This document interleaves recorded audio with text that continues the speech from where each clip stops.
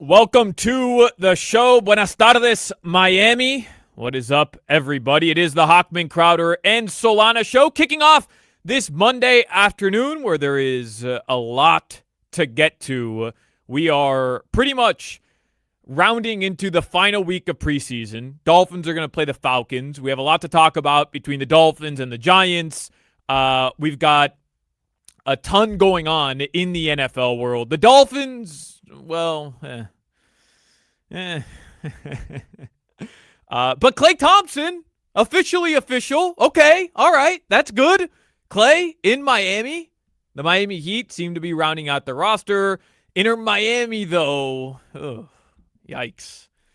But the Marlins, okay, the streaking Miami Marlins, still giving themselves a shot.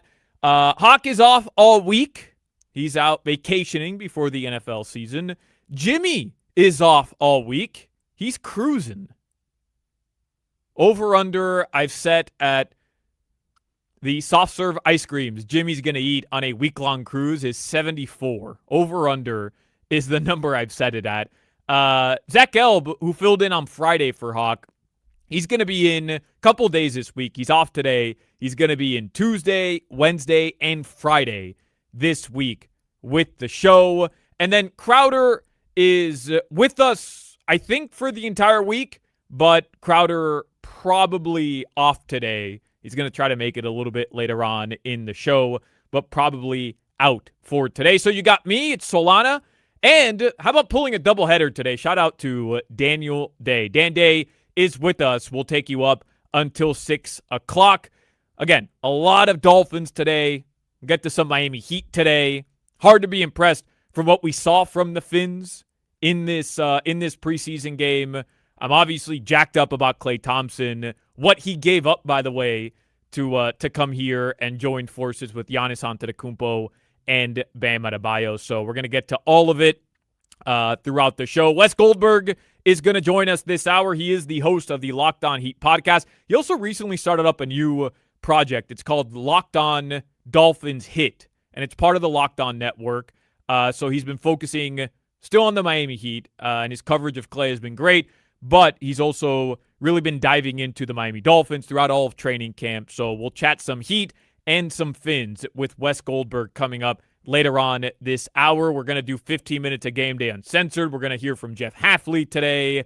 A lot to get to, but man, Dan, Saturday for the Dolphins was it was tough. Almost none of the ones go, which is important to point out, right? It's not like Malik Willis went out there. It's not like Devon Achane went out there and the Dolphins just got beaten down by the Jameis Winston-led New York Giants. But, for example, if you were hoping to find an answer for the Quinn Ewers situation with either Cam Miller or Mark Gronowski, I say let's pump the brakes.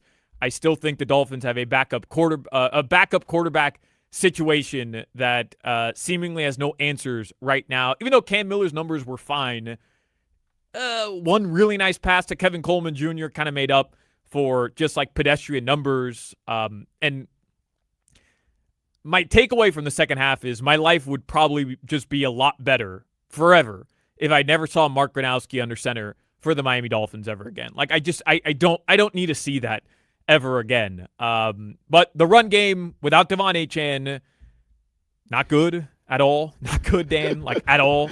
Not good. That's a very nice way to put it. Yeah. Look, depth is being built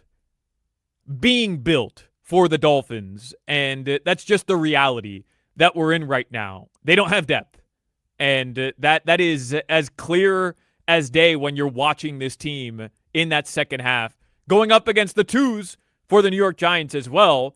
This is going to remind me, at the very least, a lot of the 2019 Miami Dolphins team. That was year one of Brian Flores, where, the roster was kind of just different week to week. Cuts throughout the entire season. The starters were changing almost on a weekly basis. And don't get me wrong, this was just a preseason game where almost none of the ones played. Generally, there'd be no reason to react to this in a negative way, generally. And overall, I hate to make too much of a preseason football game. I hate to do that come on couple of days after and just, rip into the team. And I mean, it's preseason. A lot of these guys aren't going to be on the roster, but we sort of all, I think, at this point have an idea of what the writing on the wall is for this Miami Dolphins team. Is it one win? Probably not. It's probably a little bit more than that. Are they going to be the worst team in football? I don't know. I hope not. But are they going to be a good football team? No, they're just not. And if you're holding out hope for them to be a playoff contender, you're probably doing yourself a disservice if you have that type of optimism for this team. And it doesn't mean that we can't, as a fan base, still enjoy this part of the process, which is ugly at times. This part of the process, which can be tough week in, week out, and by week 10, week 11, week 12, can be grueling. It can just be a grind to watch your team kind of have to go through this process. Look, they're outplayed in a joint practice against the Commanders 2 weeks ago. Seemingly dominated in joint practices with the Giants on Thursday, based on all accounts. All three phases of the game, all three were controlled by the New York Giants on Saturday afternoon at Hard Rock Stadium. All three throughout the entire game. And one great drive by the ones, led by Malik Willis and Devon Achane, and, Caden Proctor, Jonas Savaiinaya, Austin Jackson, Patrick Paul. One great drive by that unit doesn't, while fun, it doesn't change the reality of what it is that, we're all going to be watching week in and week out with this team. It's a process, and evidently it's going to be a grueling one. So we'll talk with Wes Goldberg coming up. I love the Klay Thompson signing. I genuinely do. I reacted to it on Friday by suggesting the Heat might have the best roster in the NBA. Perhaps got a little bit ahead of myself, caught prisoner in the moment. But over the weekend, learning that A, it's official yesterday, B, what Klay Thompson gave up to be here as well, gives you an idea of an aging veteran with a chip on his shoulder that still has, more ball left to play, but also something to prove, in my opinion, in Klay Thompson, wanting to come here to play alongside Giannis Antetokounmpo and Bam Adebayo because of a situation where he feels like he's going to be able to, at the very least, compete for an NBA title. I think it says something about what has been built by Pat Riley in the front office. Yeah, and if you feel as though he's kind of washed up and he didn't do good in Dallas, well, maybe he'll be rejuvenated here in Miami. It kind of seems like he was sold a bill of goods, and then bill of goods changed, and with that, kind of like, I think, rejuvenated in an organization that he really wants to play for. And yeah, it seems like Pat Riley's kind of got some of that swagger back that we, right when you want to count him out, Pat Riley's landing planes. He's hitting home runs. This, to me, is another home run. Giannis Antetokounmpo is a Grand Slam walk-off home run, Game 7. This, to me, is another home run, maybe like a leadoff home run. But, yeah, I mean, this is what everybody wanted. And I don't see any Heat fan complaining right now. Would you have liked LeBron? Sure. But this is what everybody wanted. Just be in the mix again, man. Like, the effing Celtics and Knicks have won a title in the last 4 years since the Miami Heat were last in the NBA Finals. You had to do something. Couldn't go out in the play-in tournament again. This is what you wanted. You wanted to be in the mix. You've got the superstar. I was on yesterday, the late-night CBS sports show with Mike Cugno that I frequent, and he brought up Pat Riley and what this has to mean for Pat Riley. And, the idea, Dan, that Pat just basically said, F doing it with the young kids. Let me do it my way. Let me go get the whale, and then let me go get the veteran, a la Ray Allen. Let me go get the veteran, a la Gary Payton. Like, let me just go get the OG veterans who have done it before, the Bobby Portises, the Klay Thompsons, who are hungry to do it again, and build around the superstar and build the team the way that I know how to build a team. And this is what Pat Riley is doing. And by the way, with the Klay Thompson stuff, I want to get into it a little bit later on, and we'll talk with Wes Goldberg. But to your point about the Dallas Mavericks, and where his numbers just weren't fantastic. He wasn't the guy that I think a lot of people were expecting leaving Golden State with something to prove. You're right about sold a bill of goods. You know how many games he played with Luka Doncic total? That's why he went to Dallas, to play with Luka Doncic, a team that had just won the Western Conference. They lose in the NBA Finals to the Boston Celtics. He goes there to try to solidify a team built around Luka Doncic. He played 21 games with Luka. That's it. 21 games with Luka is all Klay Thompson got in Dallas.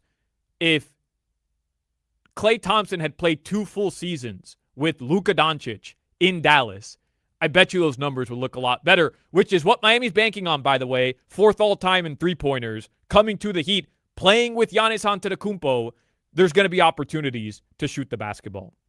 Let's do headlines. We'll talk with Wes Goldberg coming up in about 10 minutes. Dan Day is in with me, and he'll take my role of doing headlines today. So, Dan Day, take it away.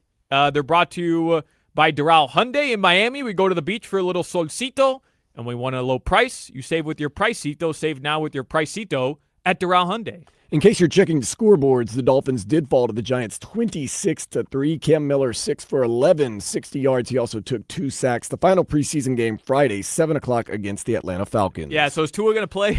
I mean, that's all I'm concerned about. I think the Dolphins will do a dress rehearsal game. Does that mean a full quarter? Does it mean a full half? I don't know exactly, but I think at the very least we'll get, a couple series with Malik Willis, with the ones. And I think it's necessary because you don't want to go into week 1 in Las Vegas with questions about, scheme, roles, and just overall confidence with this team. The way you felt after that first drive against the Commanders, you kind of want to do that, replicate that, and carry it into week 1. Yeah, I'm kind of like, if they do 2 good drives, the offense especially, that's enough for me. But you got to get some reps because if you don't play this game, you'll basically have been off for 4 weeks because right. you remember you have 2 weeks between right. the last preseason game and that. So you got to get some repetition in there. So we should see them. What's today? August 24th? Today's the 24th. September 13th. I mean, we were literally still 3 weeks away. It feels like we're close. It feels like still tomorrow. 3 weeks away from Miami Dolphins football.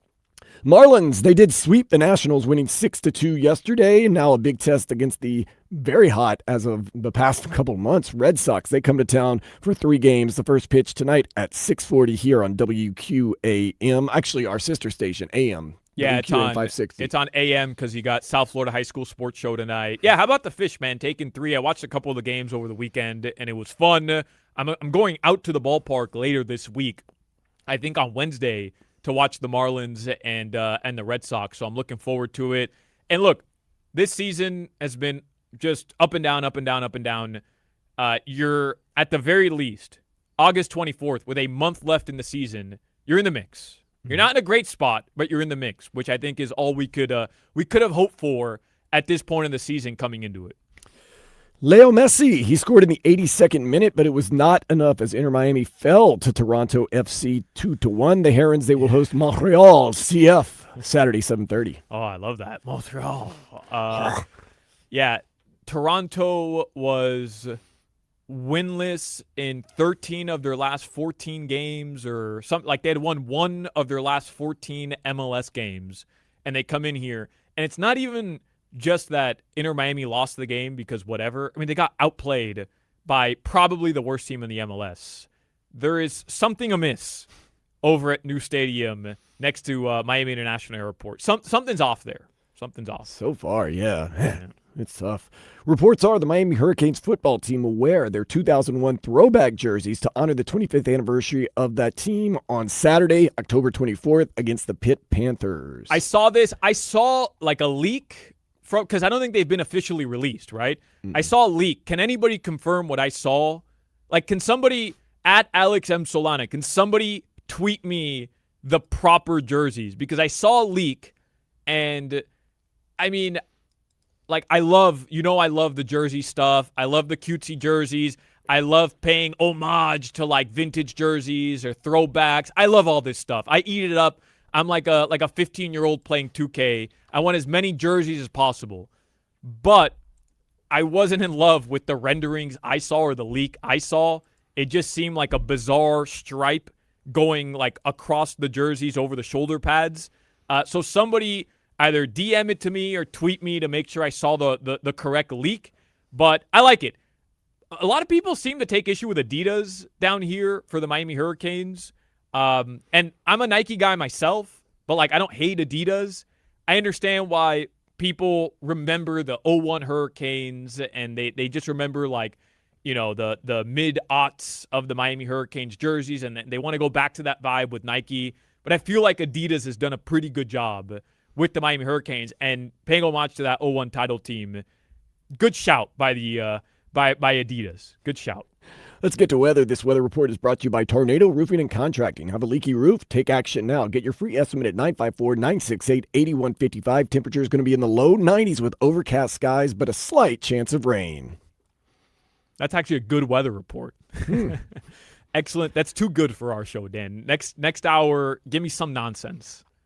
Okay, so look out the window. This is how I do it. I just look out the window. And then partly cloudy always works. Partly cloudy. Parts of the skies are cloudy. Parts of the skies are not cloudy. Looks like there's some cumulus clouds out there. Yeah, that could be rain, could not be rain. I don't know. I mean, if it's raining where you're at, it's going to rain. If it's not, then you have zero chance of rain. There you go. That is brought to you by Tornado Roofing and Contracting. That's why they pay to sponsor the weather. It's Dan Day. It's Solana on the Hochman, Crowder, and Solana show. We'll take you up until 6 o'clock. We're going to get into the Klay Thompson signing and also some Miami Dolphins observations, some takeaways from the preseason game on Saturday. Wes Goldberg from the Locked On Heat podcast, Locked On Network. He's going to join us next right here on Hochman, Crowder, and Solana. You're listening to the Hawk, Crowder, and Solana show. Chicken salad is egg salad because eggs are liquid chicken. On Hard Rock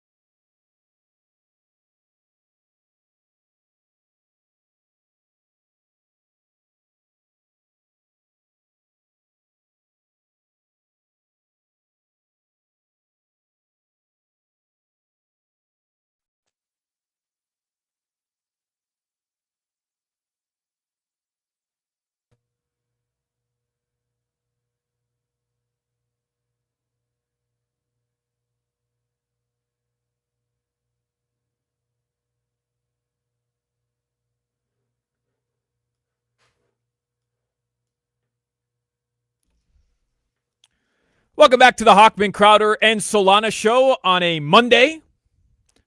Hawk and Crowder are off. Hawk will be off all week. I'll have Zach Gelb filling in a couple days this week. Today it's Solana and Dan Day taking you up until 6 o'clock. Wes Goldberg is going to join us on the Toyota of Hollywood hotline. Shop over 2,000 Toyotas on sale at one location. Toyota of Hollywood on 441 between Hollywood and Sheridan. ToyotaofHollywood.com. Wes is a host of the Locked On Heat podcast, and he also recently started up a new part of the Locked On Network. It's called Locked On Dolphins Hit, which I recommend you go follow, subscribe. You can also follow Wes on social media, WC Goldberg. We're going to chat some Klay Thompson here with Wes, and we're going to get his takeaways on what's been a bit of an up and down preseason for the Miami Dolphins. Wes, the big story in Miami right now probably is what the bleep or the Dolphins going to be, but Klay Thompson, the best possible addition Pat Riley could have added around Giannis Antetokounmpo post LeBron joining Philly, right? Like that was the best possible piece still available for the Miami Heat. No question, and it's the guy that they were targeting this entire time, right? This is the guy who was under contract with the Dallas Mavericks, and the Miami Heat really wanted to get Klay Thompson out of that contract with the Dallas Mavericks and into a contract with the Miami Heat. And I do think the contract that he ended up signing is really interesting for a lot of different reasons. But in terms of just the fit with Giannis and Bam, it's perfect. Klay Thompson is very far from what he used to be at his peak in Golden State. We all know that. That to me is not interesting. What is interesting is what his fit is at this stage of his career with these two players. And you go back to that live stream that Klay Thompson did and talking about, I wanted to play a role for a team that can make a deep playoff run. And there's an unsaid part when we hear players say that all the time, right? Like every player says they want to play for a winning team, but the unsaid part is, but also get paid lots of money to do it. Right. And Klay Thompson was willing to leave a lot of money on the table here, right? He left about $10 million from that Dallas Mavericks contract and signed a new contract that starts at $5.6 million this year. So he leaves quite a bit of money on the table. But he leaves a rebuilding Mavericks team to join a team in Miami that had just added Giannis and has Bam and has Eric Spoelstra and has a chance to make a playoff run here. So he put his money where his mouth is for sure. And in terms of the fit, this is why the Heat targeted him. He is, like I said, not what he used to be, but he's still a top 1% in the league floor spacer. And the Heat have shooters, right? We know that. But they don't have spacers, right? And so there was like a big debate in Miami about like, so the national media comes in and says, oh, the Heat won't be any good with Giannis. It's just Milwaukee South. Like they have no shooting. And then everybody online was, what do you mean we have no shooting? And they would start listing the percentages of the guys on the Heat roster. I'm like, cool, that's great. They have guys that can make open threes. That's good to make open threes. Obviously those points count. But that's a different thing than not having spacing. So I always kind of fell in the middle of that debate. Was like, they do have more shooting than they're given credit for, but they still have a spacing problem. Tim Hardaway Jr. is a good floor spacer. There's a difference between being able to make an open shot and then being the kind of guy who you cannot leave as a defender in the opening ticks of a shot clock. You can't leave Klay Thompson when the shot clock is at 24 or 23 seconds. That's the important part. Davion Mitchell, Andrew Wiggins, these guys can make open shots, but defenses are willing to play off of them and then close out later, after Giannis makes his move and then kicks out or whatever happens. Klay, you can't leave him.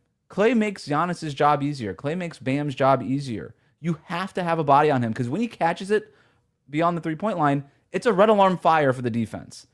And if we're being honest, nobody's reacting like that when Davion Mitchell's catching it above the break, as much as we like Davion Mitchell.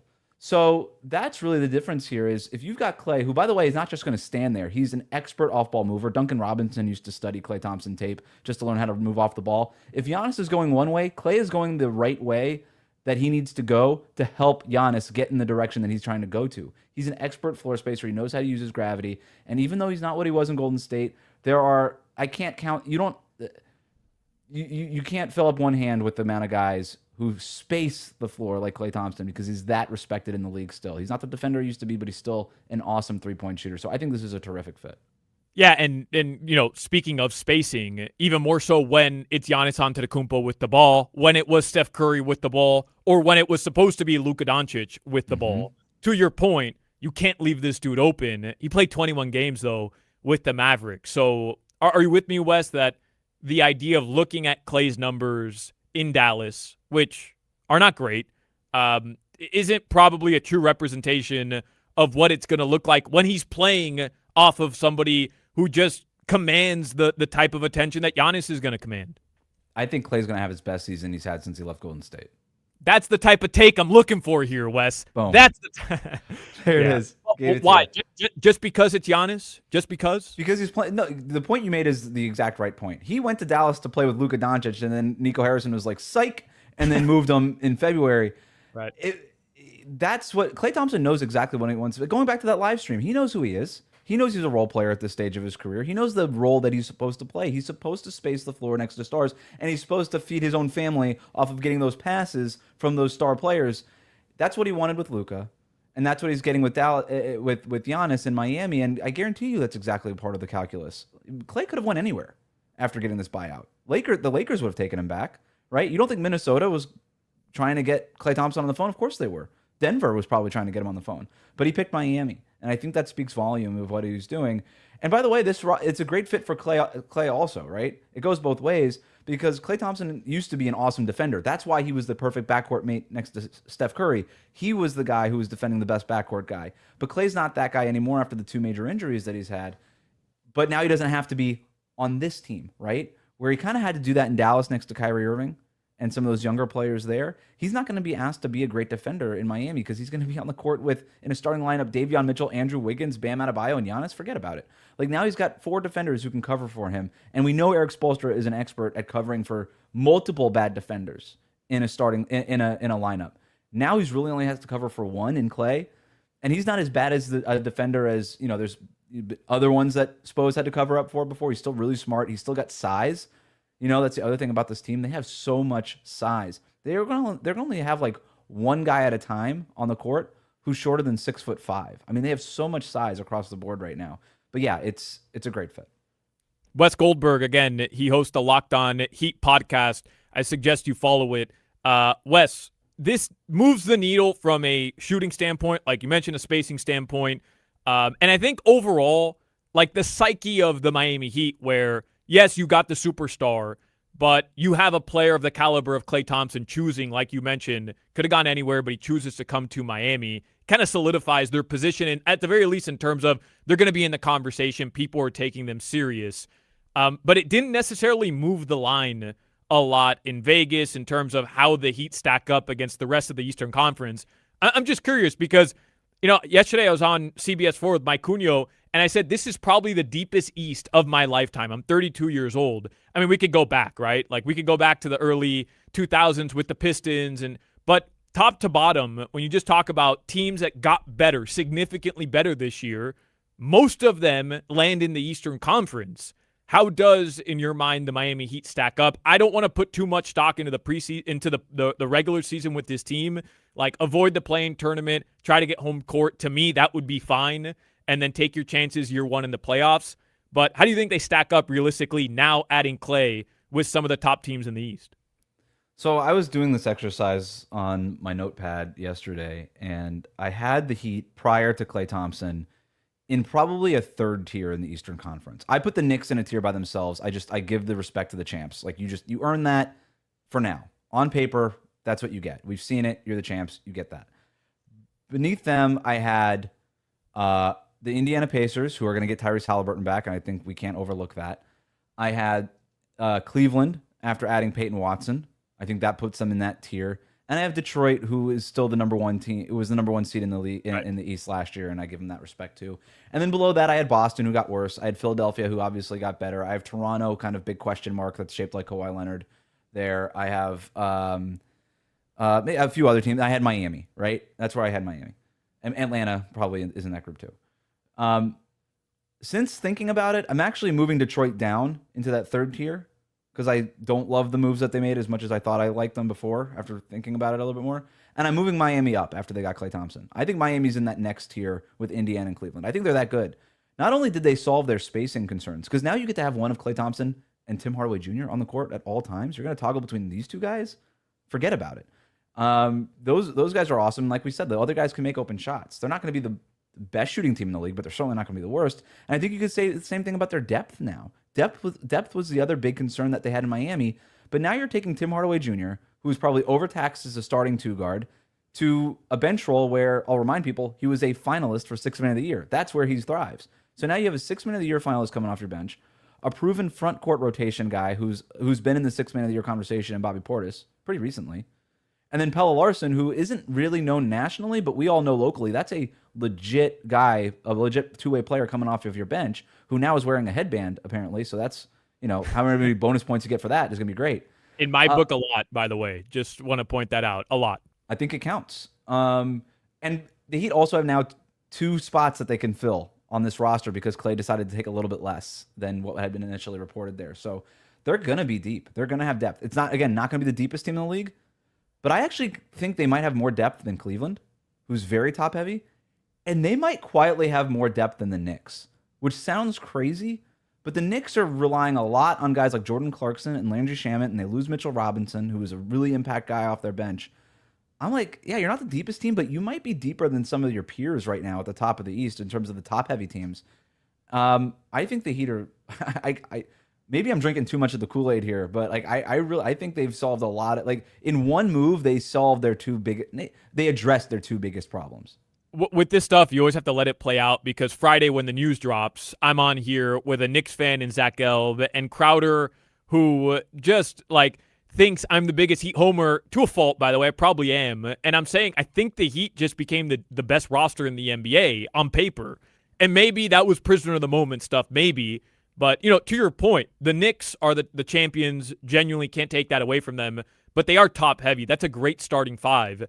And they proved it in the playoffs. They didn't win that series because of Jordan Clarkson. Right. They didn't win that series. Mitchell Robinson was great, and he was a factor, but they didn't win that series because of it. They won the series because that starting 5 had kind of been through the trials and tribulations together and came out on the other side with a ring. Again, follow Wes, Locked On Heat podcast. They do a great job. You're doing this other project. I want to hear about it really quickly, and then I want to talk a little bit about the Fins with you. It's called Locked On Dolphins Hit, right? That's correct. the show name, and you're essentially following the Miami Dolphins, right? Is that what you're doing now with the Locked On Network? Yeah, I've always wanted to talk about the Miami Dolphins. They were my number 1 team growing up, even more than the Miami Heat were. And then now I get a chance to talk about them for the Locked On Podcast Network. So basically what it is it's not like a full podcast. You're getting 2 5-minute podcasts per day and then a bunch of shorts. So I'm more like maybe Dolphins influencer than Dolphins podcaster, as cringe as that is to say. Yeah. But that's sort of the deal. Well, that's how everybody consumes their media now anyways. So exactly. It's probably the right way to do it.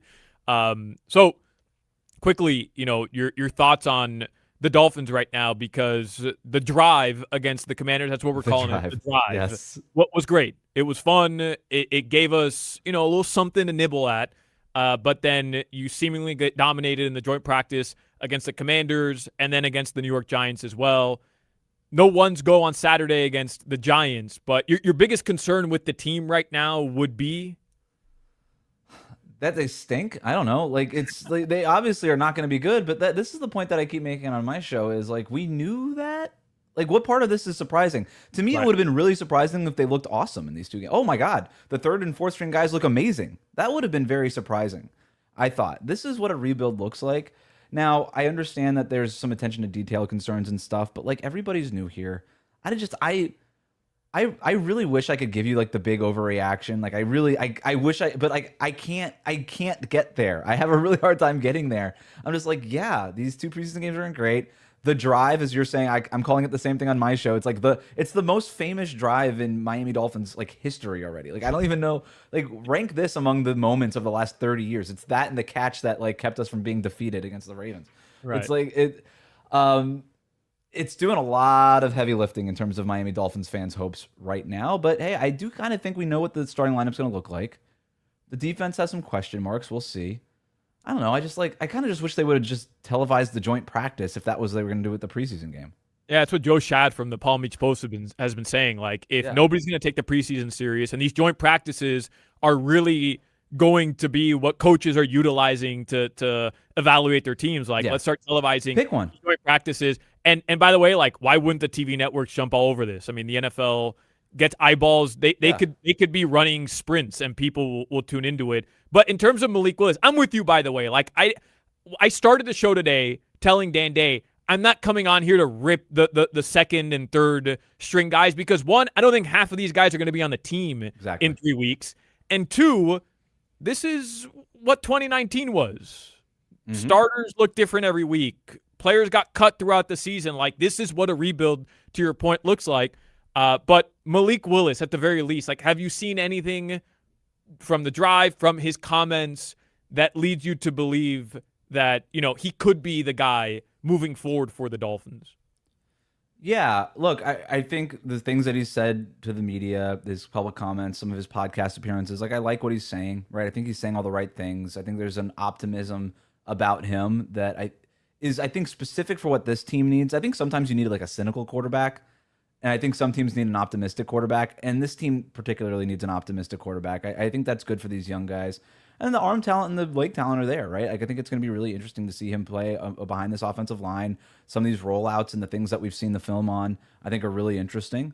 And obviously, he has the greatest drive in Miami Dolphins history that he piloted in the first preseason game. So, there's that too. I mean, there's a lot going on. But yeah, I'm confident in Malik Willis, and I love the contract, and I love the way that it's like, hey, if he works, great. We have some optionality there next summer. And if not, then we have other ways that we could pivot. Wes Goldberg, again, follows new project, Locked On Dolphins Hit. I imagine that's a quality Instagram follow as well, right? Couple reels. I think so. Yeah, we're gonna have like a bunch of reels, shorts, and sports and hits and quicks and clips and all sorts of things. Spew your takes on Wes Goldberg's comment section on Instagram. Wes, appreciate you, man. Looking forward to the Heat season and Dolphin season as well. And we'll talk again soon. Thank you. Yeah, guys, anytime. Wes Goldberg there from the Locked On Heat podcast and Locked On Dolphins Hit. I think he summed it up perfectly, by the way. Like, this is kind of what we were expecting. So get ready. Get ready, Dolphins fans. Doesn't mean it can't be fun, by the way. Doesn't mean it can't be fun.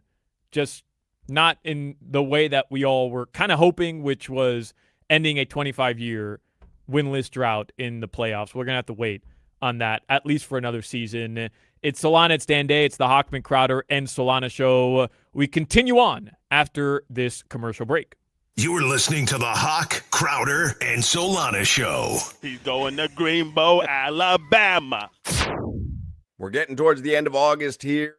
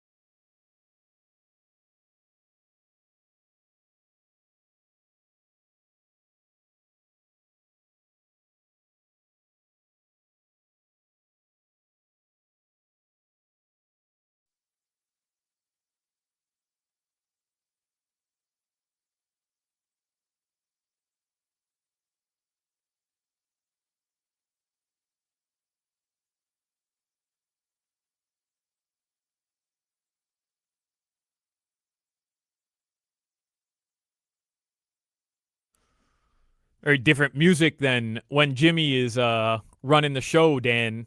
He's normally pandering to Hawk. Oh, so you Just got a lot of playing 80s, 80s. Yeah. disco. Stan Day and Solana taking you up until 6 o'clock.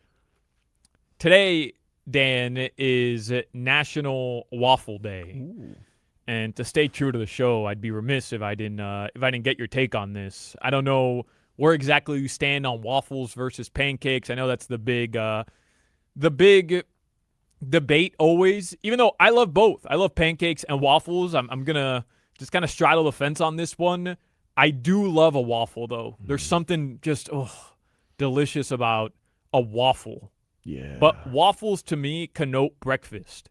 If I'm, like sometimes you'll eat breakfast for dinner every now and then. Mhm. It's one of life's great pleasures. It's unbelievable. Going to Denny's at night, I'm not a big IHOP guy, but No. going to Denny's at night, like at 11 o'clock at night, for whatever reason, and ordering like a stack of pancakes.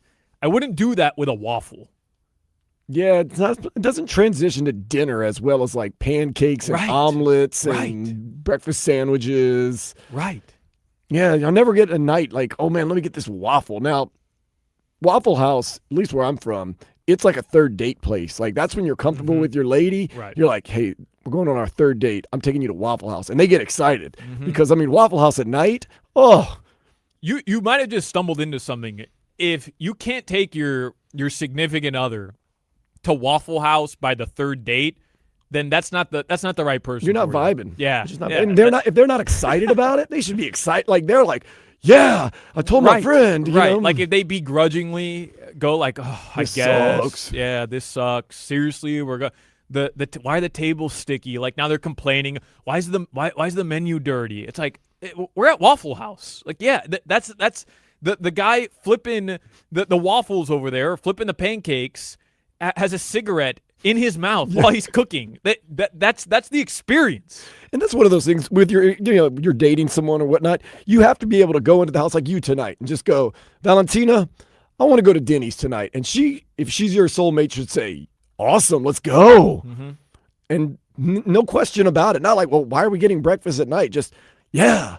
And then you go and eat breakfast at night, and it's beautiful. I love waffles, though, man. A waffle, any way I can get a waffle in the morning, like whether it's a thin waffle, whether it's a Belgian waffle, it's just, man, it's versatile in that way, man. So Just give me an effing waffle, man. I I love don't it. care what type of waffle it is. Give me an effing waffle. Some- Even like a Lego or Yeah. an Eggo, I mean. Give me an Eggo. Sometimes I don't even need syrup. I just like the texture. Maybe put a little butter on it, and you're good. Bro, we are kindred spirits in the waffle game. Kindred spirits. I'm there with you. And by the way, that is like a tradition that my fiance and I have started on Christmas. This year's going to be a little dicey because the Heat play, so we'll see how this kind of pans out. But on Christmas, just hit up IHOP. Yeah. Hit up IHOP. I told him I'm not a big IHOP guy, but for whatever reason, we went a couple Christmases ago just because it's open, and that kind of turned into our thing. Like, let's just go have a very mediocre at best breakfast. The coffee is just so mediocre. It's lukewarm. It's not even boiling, piping hot. The waffles, the pancakes are just whatever. But Christmas, for whatever reason, it hits. That's our tradition now. We go to IHOP on Christmas. That's true. IHOP, it seems like they cook with the same batter for everything. Like the omelets taste like the pancakes taste like the hash browns. You're like, wait, what? Huh? But yeah, that is a cool little thing to do. It's a cool tradition too. To somebody on the outside, like, what? How lame is that? But it's actually kind of endearing. And there's nothing like getting in that Christmas spirit and doing a tradition like that, like going to IHOP and just a little something special. We're going to talk a little bit more about the Dolphins coming up in the next hour. Have some stock up, stock down from David Furones in the Sun Sentinel from today's practice. There's also some news from today's practice regarding Chris Bell that I think a lot of Dolphins fans are going to be excited about. So we'll continue talking some Finns, some Klay Thompson, and National Waffle Day coming up in the 3 o'clock hour. We'll take a break. It's Hochman, Crowder, and Solana. You're listening to the Hawk, Crowder, and Solana Show. I want Hawk to bathe me. Odyssey Stars and Strings.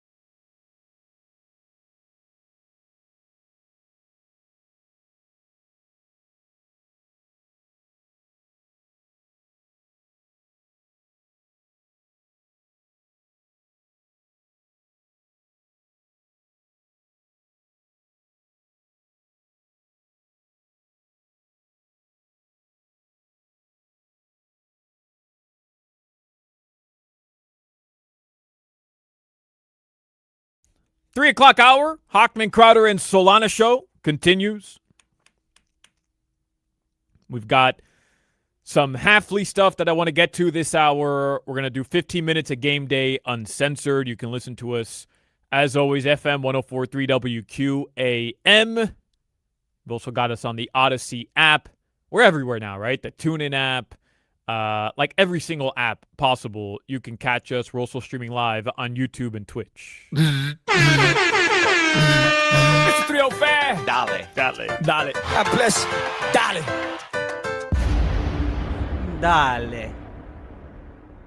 Thank you, Jimmy, or Dande. I like waffles.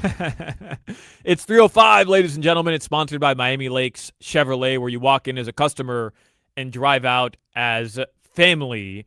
Man, it seems like Deshaun Watson has backpedaled and retracted his very emotional statements from Saturday after their preseason game.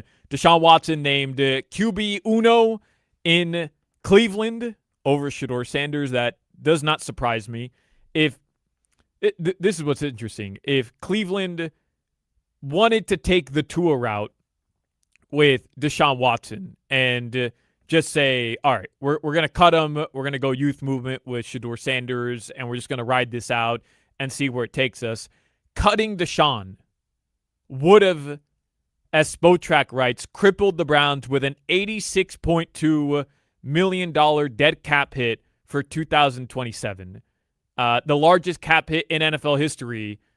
We're feeling it literally right now here in Miami with Tua Tagovailoa, $55.4 million this season in 2026. So that literally almost doubles, maybe not doubles, but close to it, doubles the cap hit for the Browns next season. It makes no sense.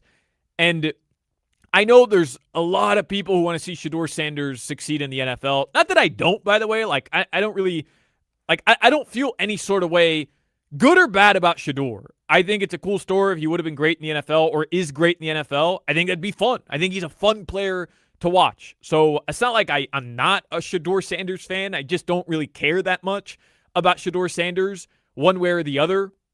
And again, like, I realize that's not the case for most people. Most people are like invested in Shedeur Sanders. They either love Shedeur or they're rooting for him to fail. And I just don't fall on either of the side of the aisle there. But it is kind of clear to me that Cleveland doesn't think Shedeur Sanders is QB1. They don't, because they're picking Deshaun Watson, who is literally the most unlikable guy in the NFL. I don't think that's controversial at all. There is no redeeming quality from Deshaun Watson. Everybody kind of knows what he did. It was gross. He's never necessarily come out and like directly apologized or taken accountability for any of the things he was accused of. And he just hasn't been good, because the reality is, in sports, winning cures everything. It does. Like, period, end of story. Yeah, like Mike Vrabel, he goes on and wins a Super Bowl this year. Yeah, I mean, that's a little different. Doesn't matter. They're yeah, gonna love him. You're right. Yeah, like, it just won't matter anymore. Him cheating on his wife won't matter anymore. But I don't want to compare like what Deshaun did to Mike Vrabel, because like, who am I to judge what another man does in his own time? I don't know. I kind of feel that way about the whole Vrabel situation, where I see the Diana Rossini situation in terms of, was she being fed information from somebody because of what it is that she was doing with her life? I understand where that gets messy, but from like Vrabel's perspective, I mean, I don't know, man. How many athletes in the modern era, or not even the modern era, how many athletes in general haven't remained, faithful throughout their playing careers? Athletes, coaches. Like, to me, it's just, if we're going to talk realistically about this stuff, probably happens more than it doesn't happen. But like, there's a lot of, go ahead, Dan. Well, with Deshaun Watson, it's the trifecta. Like, you allegedly did something very, very disgusting. Then you got paid disgustingly after you did something disgusting. And then your play on the field was disgusting. Disgusting all around. Just 100%. Winning cures everything, though, but he's not going to win. So for those that missed it, Deshaun suits up for Cleveland. He gets booed by the home crowd. Just ripped by boos by the home crowd. And then after he goes on to the podium and he literally just took a shot at the entire fan base. My favorite comments were, it almost seems like I get more support on the road than I do at home. And he says, I guess this year if I end up being QB1, which he was made QB1 this morning, it'll be 17 away games for me. So Deshaun has to come out. He's named QB1. He has to come out and kind of walk back some of his comments. He said, quote, my comments weren't intended to go at any of the fans around the city because there have been a lot of great fans that have been supporting me. There were none in that building the other day. I know the frustration. Things haven't been going the right direction that we thought it was. A lot of injuries, a lot of time off, and not playing the best football and my best foot forward. So it is what it is. I'm just looking at it as not a Browns fan. Thank God. Thank God we're not a Browns fan. I don't have to try to pretend that Shedeur Sanders is going to be some superstar, which I just think clearly the organization doesn't think so. Because if they really thought that he was going to be a quality starting quarterback, those in the building, whether it's Monken, whether whoever, right? If they really thought that he was going to be a quality starting quarterback in the NFL, and they could be wrong, by the way. Like, I don't know. I'm not in that building. I haven't really watched Browns training camp practices. Like, I don't know. I saw the one drive that Shedeur had the other day. Nice little touchdown pass to a wide open receiver in the back of the end zone. The interception wasn't great, but for the most part, seemed like he had a pretty decent outing. It would be so easy for Cleveland. Think about this. Deshaun Watson is getting booed by the home fans. If that QB competition were close, it would be the easiest decision in the history of quarterback decisions. Yeah, we'll take the guy who maybe doesn't have as much experience, but isn't getting booed by the home fans. Like, it just would have been so easy for them to say, hey, we got to eat that money. One way or another, we're going to eat that money this year, and we'll just bench him. Who cares? And we'll let Shedeur Sanders be the starting quarterback. And they decided, no. We're going to start the guy who nobody likes in this city, who's getting booed by the home fans. That kind of gives you an idea of where the Browns view Deshaun Watson versus Shedeur Sanders. If it was close, Shedeur would have won that battle 100%. I don't think they think it's close. I think they still think, even as bad as Deshaun Watson has been, that he's the better quarterback for this football team, which sucks, by the way, because I have no interest in watching Deshaun Watson ever again. I don't think he's a good quarterback. I don't think he's a good dude. I have no interest in watching Deshaun Watson. Yeah, if Shedeur Sanders would have forced their hand by playing so well, it'd have been easy to just go, he forced us to. But it just has to be well. close, right? Like, it literally just had to be close, and then the decision's an easy one. Okay, it's close. We could go either way here. Why would we start the guy that nobody likes in our own city, in our own fan base? We won't. We'll have to eat that money, whether it's this year, he's sitting on the bench, or next year because we cut him this year. We have to eat that money at some point. We might as well just do it this year. And instead they're like, nah, we'll just give it a go with the guy that everybody wants to rip in our own city. Nobody likes him. And by the way, he just took a shot at our entire fan base. Yeah, we're still going to make him QB1. It could always be worse, Dolphins fans. That's my point here. It could always be worse. And Deshaun Watson goes out there, and it's boo-worthy. 5 for 12, 36 yards, and an interception. He's not a good quarterback anymore. Not anymore.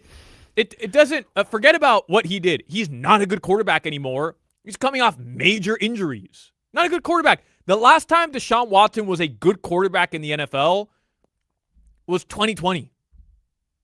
I mean, think about that. The last time Deshaun Watson was a good quarterback in the NFL, had a good season in Houston, was in 2020. That's 6 seasons ago. Since then, dude's had major surgery, tore his Achilles, and he's just been a bum on the field. And then he takes a shot at the home fans. I get it, by the way. They're booing you. I get it. You get up there, you're like, F you guys. I get it. And then the new head coach, Todd Monken's like, no, we'll still go with that guy. That's year one for me. I got my dream job, landed my dream job, one of only 32 positions in all the NFL. I'm going to choose that guy to be the director of my offense. The guy nobody likes, the guy everybody thinks is kind of a D-bag, and the guy that is taking shots at my fan base while they're booing him. before he's taken the field. That's the guy I'm choosing to start year one of my NFL coaching career. Yeah, that is strange timing to name him QB1. You probably want the heat to die down a little bit. You know, he just took a shot at the fans. The fans are booing him. Like, wait till after week 3 of the preseason to be like, you know what, we're going to go with Deshaun Watson. Just make that announcement. The timing was totally Browns. Totally Browns. So somebody says on our chat, Solana, you think if he wins, all these assault cases don't matter? Women have been hurt by him. If that's what you took from what I'm saying, I mean, it can't help you. That's not what I'm saying. I started this entire thing by saying I think the dude's a sleazebag. Like, genuinely, he's not a good person. Winning, though, typically would eliminate the boos. Because if the Browns do go 17-0, it doesn't mean that what he did to those women doesn't matter. It just means the fans would stop booing him because they care more about winning in Cleveland than they do about somebody's baggage. That happens all the time in the NFL. Doesn't mean what he did was right or that it didn't happen. Nobody likes Deshaun Watson. Like, we're all on the same side on this. Literally, not even Cleveland likes Deshaun Watson. This is the one case where winning wouldn't cure that. That's what I'm saying here. Like, how could you possibly have taken that from this conversation? Right. It's more of an addendum to what you say about him. You say he's a total sleazebag, but he's winning games, as opposed to right now just going, he's a total sleazebag. But this is the one case in sports where winning doesn't cure that because nobody likes him, and he's not going to win. He's just not. It's not going to happen. So doesn't even matter. All right, let's do headlines here. On the other side, I do want to dive into 15 minutes of Game Day Uncensored. I want to get to some stock up, stock down from the Dolphins practice today. David Fiona's had a good write-up in the Sun Sentinel. Some major takeaways from Dolphins practice. Looks like Chris Bell was out there. I saw a video of him catching passes today. Looks like he's been elevated into the contact portion of practice. He suited up. One of the more interesting parts of that preseason game was that he was suited up on the sideline going through some of the warm-up drills in full gear. And Tobin and I were doing Game Day Uncensored, the pregame show. We'll be live, by the way, 5 o'clock on Friday because the Dolphins play the Falcons at 7 on Friday. And we're trying to figure out, hasn't practiced at all in terms of like he was at practice, but he was doing drills on the side. He had never been able to actually go through like contact drills. And the idea of just getting him into a routine where, you know, he's putting on the uniform and he's putting on his helmet, his pads, his gear. He's going out there. Like, I understand. I can buy into that. But there's another preseason game still left. So why not allow him to do that next week? But the fact that he's out there today practicing leads me to believe that maybe he'll participate in that preseason game on Friday. Maybe. It's been 9 months since this dude had major knee reconstruction surgery. 9 months. And listen, Adrian Peterson tore his knee up, and this was in like 2010. Tore his knee up. Then he went to Germany. Got a little and then came back 6 months later and dominated the league in rushing. So nothing really surprises me anymore with these guys. Like, they're all just incredible athletes. But 9 months later, he's going to go out there. I'm looking forward to it, man. Like, I want to see Bell out there in a hurry. Caleb Douglas, he's been up and down, but he had the big-time reception in that Commanders preseason game. Seems like everybody's in on him being wide receiver uno this year. And if you can get CB back, like, let's go. Sign me up. Let me see the two young guys as quickly as possible. All right, in Miami, we go to the beach for a little solcito, and when we want a low price, you save with your Pricito. Save now with your Pricito at Doral Hyundai. I also heard during your pregame show with Tobin, Game Day Uncensored, Chris Perkins of the Sun Sentinel very high on Chris Bell, saying he could be the steal of the draft. He did say that. Chris Perkins said he could be the steal of the draft. How about this, man? Look at the hard worker himself, Channing Crowder, checking in. Look at CC, man. Man, Look appreciate at you, bro. Appreciate y'all holding it down. What's Ava up, had man? a- We just got you. You all right? Yeah. We good. Ava had an ankle injury, so I had to run around to the orthos and the x-rays and all that stuff. Is she all right? You told me that you were going to the ortho since you brought it up. And I said, I know how this goes. You show up there, your appointment's at whatever. You're there 6 hours. Like, there's no way Claudia's making the show.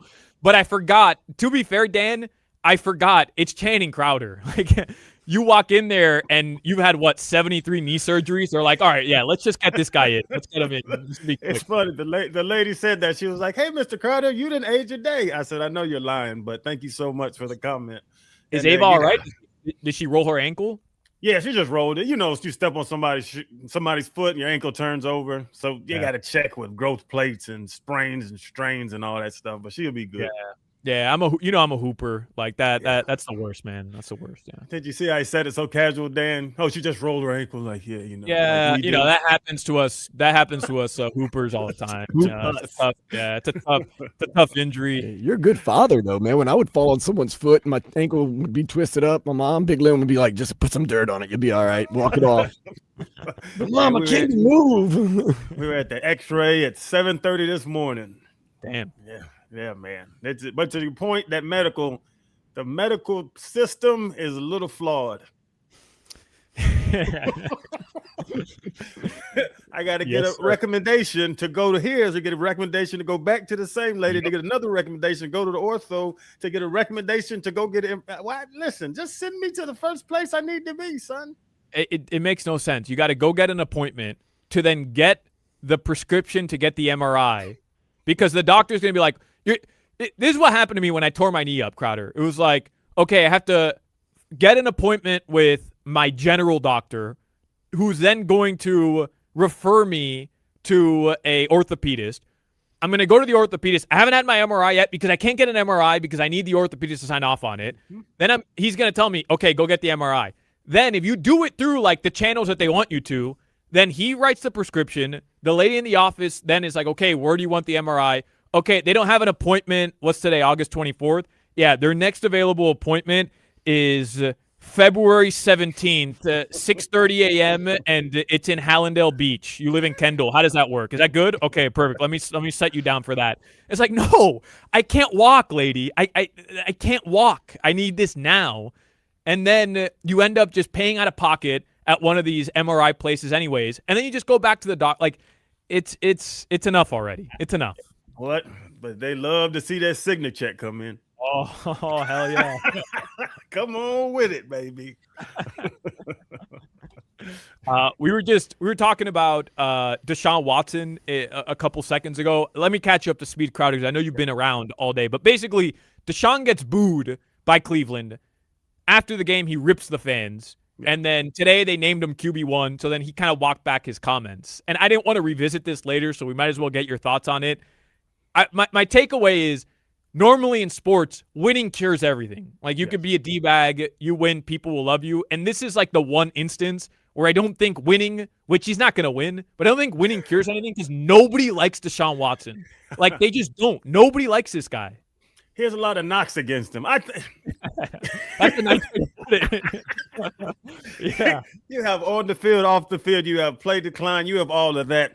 But I don't know, and I wasn't the guy, but like, why don't you just take the high road and say, oh, well, I'll win him back over? He went on that rant. I saw the rant. I'm just like, this is silly. It's almost a media trade. You know what it is?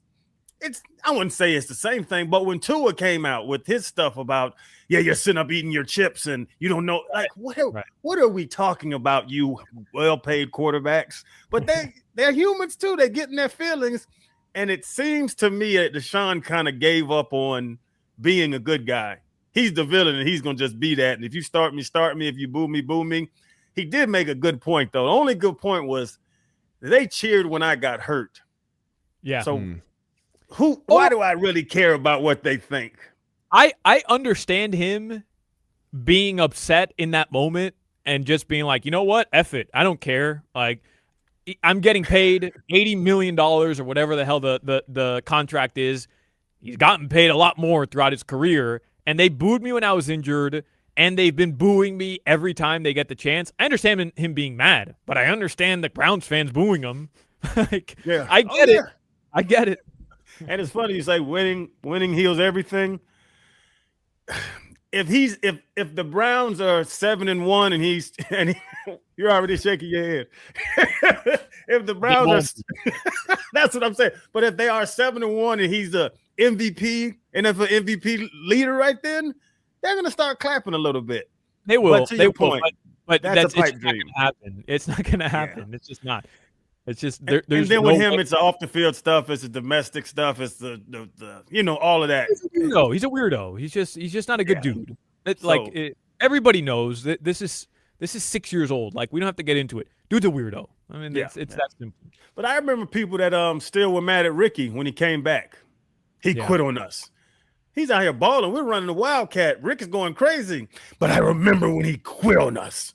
Like, come on, man. The man had mental health issues and went to Australia. Leave him alone. Yeah. Plus, the Wildcat was so much fun, man.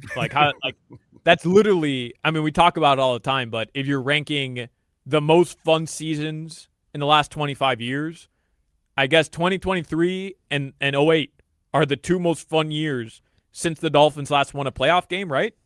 Because you only think of fun as offense. 05, we had the number 3 defense choking people out. I just, it is what it is. But what'd you guys finish? 7-9 that season? You always want to get into the weeds of a conversation. I'm just saying, right? What'd you guys finish in 05? I think it was 7-9. We had that run at the end, I believe. Let's see. 2005 Miami Dolphins schedule. That's your rookie season, right? Yes. That's your rookie season. Saban first year. Let's see. I was there when you beat the Saints in Tiger Stadium. Mm-hmm. Yeah, Dan. Look at Dan respects defense. I saw you. I wasn't cheering, but I saw you. Yeah, like at the end of the season, we went on like a 6 out of 8 game run or something to get to 7-9. That's right. Yeah, you guys won 1, 2, 3, 4, 5, 6 straight wins to end the season. Wow. Yeah, I remember that. Probably on the shoulders of old never mind, Zach Thomas, Jason Taylor. No, you guys went 9-7 that year. Ooh. Yeah. Not terrible. Look at that. See? 9-7. No, but to your point, yes. Wildcat and then 23. That was you're leading the league in offense. Yeah. It's great to see, great to have. Great memories, Dolphins fans. Great memories. 25 years, and we're talking More about though, yeah. Need more of those, man. Not just 2 great fun seasons in 25 years with no playoff win. Ooh. Man, we sound old. Yep. Yeah. Yep. That's what it is to be a Dolphins fan. No joke. It is, it's become trivial to us, like 25 years. But it is insane to think about a kid, Crowder, 24 years old, born in 2000, 24. So you're not a little puppy. Like, you're graduated from college, who has never seen his team win a playoff game. There is something effing miserable about that. 24 years. I don't remember it, but at the very least, I'm 32. I could be like, Marino, yeah. Yep.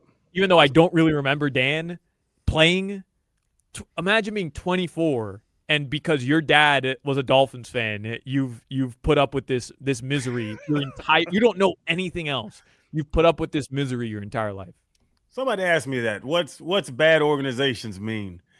And I had to give them an example. And I was like the 49ers, they go from Joe Montana, Steve Young, they're winning. Then they get over to like the Colin Kaepernick time with Harbaugh, you're going to Super Bowls. Then now you re-up with Kyle Shanahan and and you just you figure it out along the way. The Dolphins haven't figured it out along the way. A lot of bad mistakes made in the front office and on draft day, actually. Yeah. We'll do some 15 minutes of Game Day Uncensored next. I'll get your thoughts on some of the stuff that happened during the preseason game the other day against the Giants and some big picture stuff for the Miami Dolphins. Let's wrap up headlines though, Dan. What else you got? Yeah, remember the Dolphins were reaching for Deshaun Watson for a while. Yeah. Brian Flores, he wanted Deshaun. That was a whole thing with Deshaun and Tua, like a whole thing. Mm-hmm. Speaking of Tua, he's going to be in town with the Falcons. That's Friday, 7 o'clock for a preseason game. And Michael Penix Jr. has been cleared for full practice. Yeah, I want to ask you about that in the next segment if Tua plays. So we'll get to it in a second. All right, this weather report is brought to you by Tornado Roofing and Contracting. Have a leaky roof? Take action now. Get your free estimate at 954-968-8155. It is going to be hot and sweaty today, and if you get some rain, that'll wipe the sweat away. Yep. That's weather. Thank you, Dan. By the way, Klay Thompson will officially be introduced tomorrow, 3 o'clock by the Miami Heat. That deal's official. Klay Thompson takes less money. He's given up, I think the numbers were $10 million to end up staying here in Miami. He does have a trade kicker, and he's living in tax-free Florida, so that maybe has a little something to do with it. But still, ends up coming here. So tomorrow, 3, Tobin will be boots on the ground tomorrow. We're going to try to air that, but if we can't, Tobin will be boots on the ground, and then we'll connect with Tobin tomorrow during the show after the press conference. Crowder's here. It's Crowder, Solana, and Dan. It's Hochman, Crowder, and Solana show. We'll take a quick break on the other side. 15 minutes of Game Day Uncensored. I want to get Crowder's thoughts on the preseason loss. I want to update everybody on what happened at Dolphins practice today, and we'll look at Dolphins, Falcons, does Tua Tagovailoa play? All that's coming up next.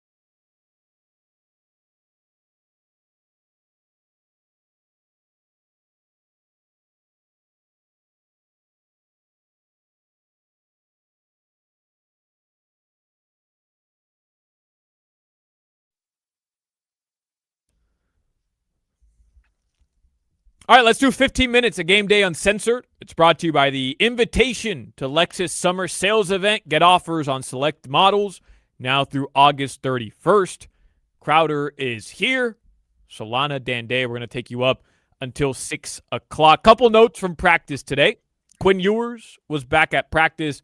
Crowder, I started off the show by basically saying if you were hoping the backup quarterback battle would be resolved after Saturday, where it was Cam Miller, Mark Gronowski, maybe temper expectations, because my guess is the backup quarterback is not on this roster right now. Oh, for sure. They got to watch what Jameis Winston looked like. Jameis Winston's 43 years old. Yeah. He brought in to be a mentor, and he's eating them up.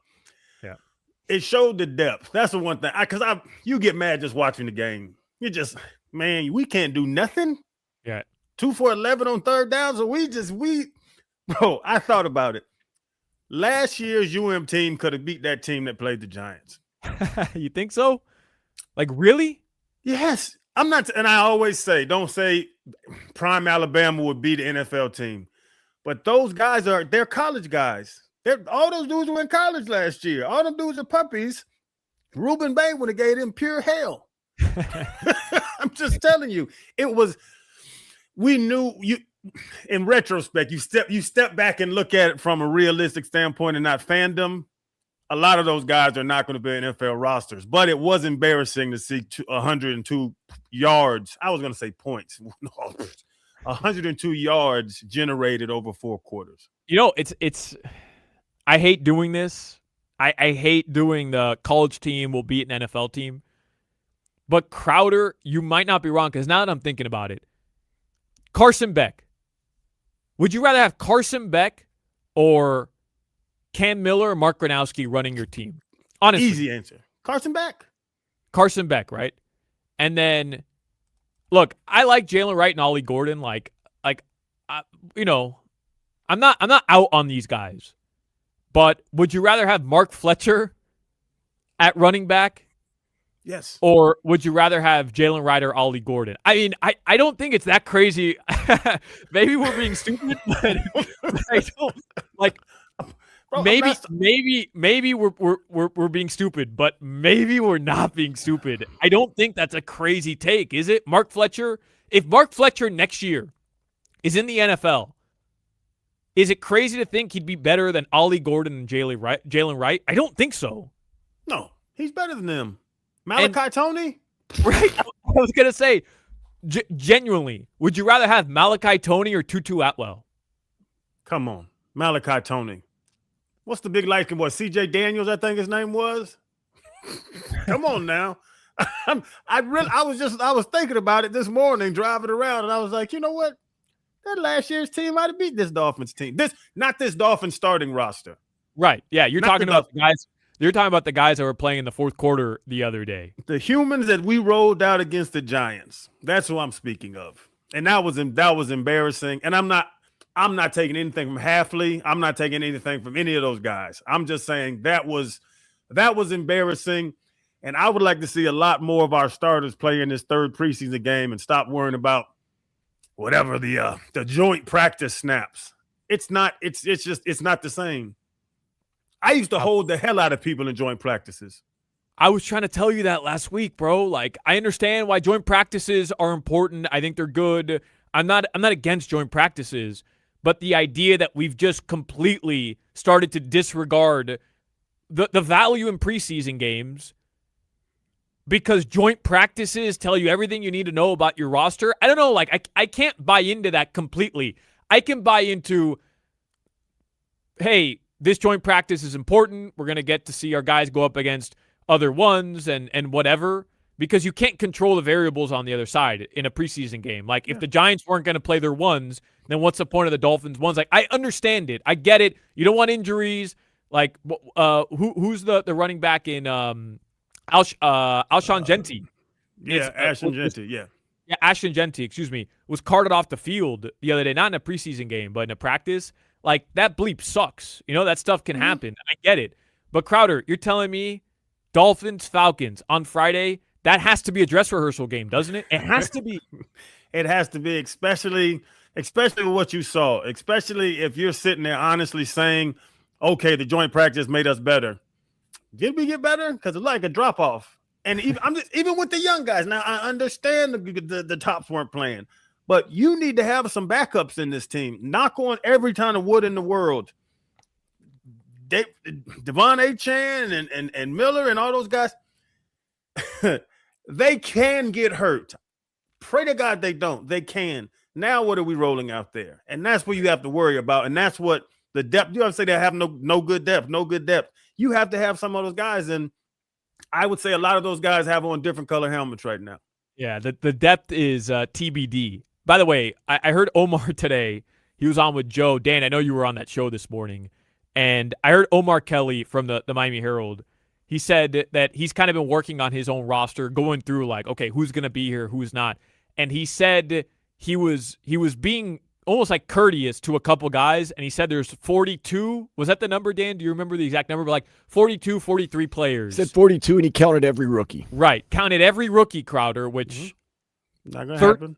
13 rookies aren't, like all 13 draft picks aren't making this team. All 13, probably not. Which is why you have 13, right? Like some of those guys, you're just kind of you're taking a flyer. There's going to be a lot of new faces on this team come week 1, September 13th. A lot of different guys that aren't on the roster right now. I 1,000% agree with him. It's a little, butt wipish, but me and Joey Porter used to sit in the back of the room, take the roster during special teams meetings after the third day of hitting and say, yeah, he's not going to make it. He's not going to make it. We go through the roster just picking who's going to make it. We would hit on 95% of our guesses. Just because you watch a guy play and you're like, oh, no, how's he going to line up on a Sunday? Curtains. Would you ever bet Joey Porter on like a specific guy making the roster or not? We would argue.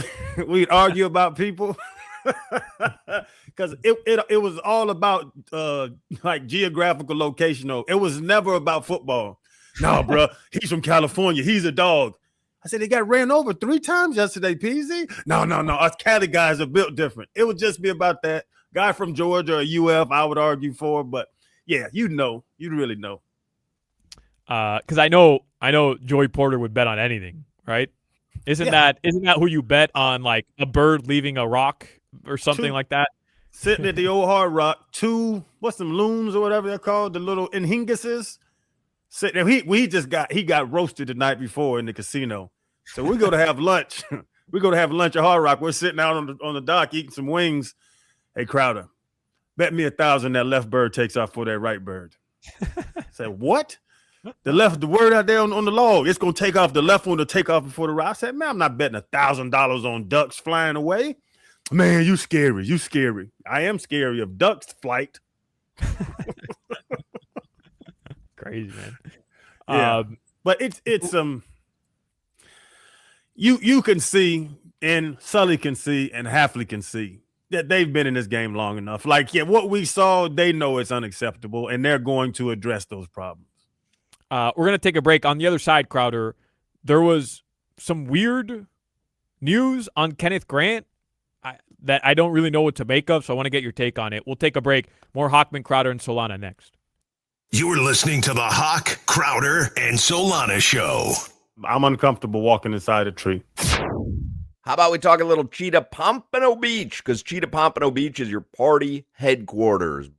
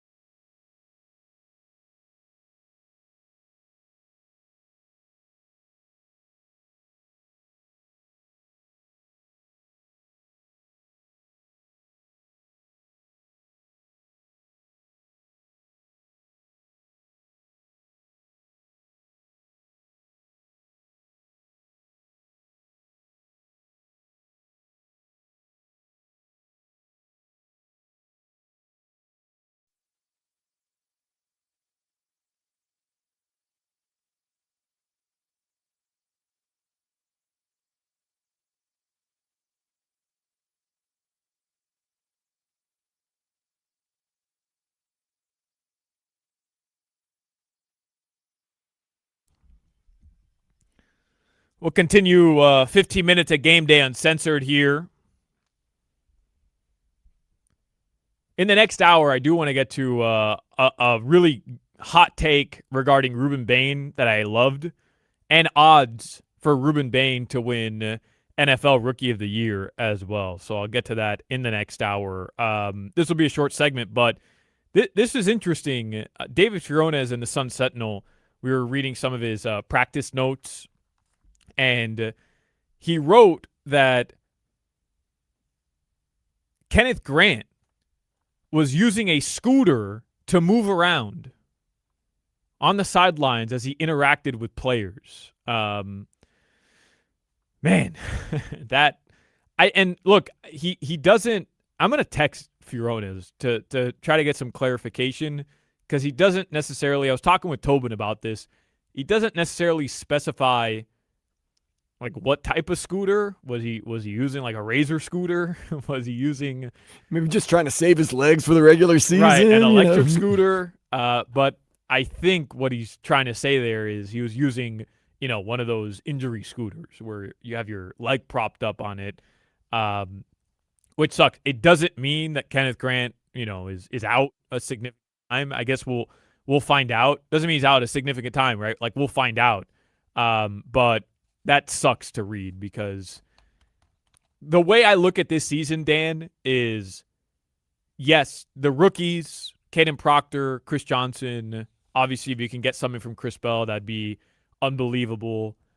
Jacob Rodriguez, like the guys that were drafted to be core pieces of this team. Yes, you want to see them have success this year. Yes, you want to see them look like they were the right guys to bring in to start to, kind of figure out the building blocks moving forward. But I was also putting a lot of stock into this season specifically, how Jeff Hafley is able to maximize and really progress guys like Chop Robinson, guys like Kenneth Grant, guys like Jalen Wright or Ollie Gordon.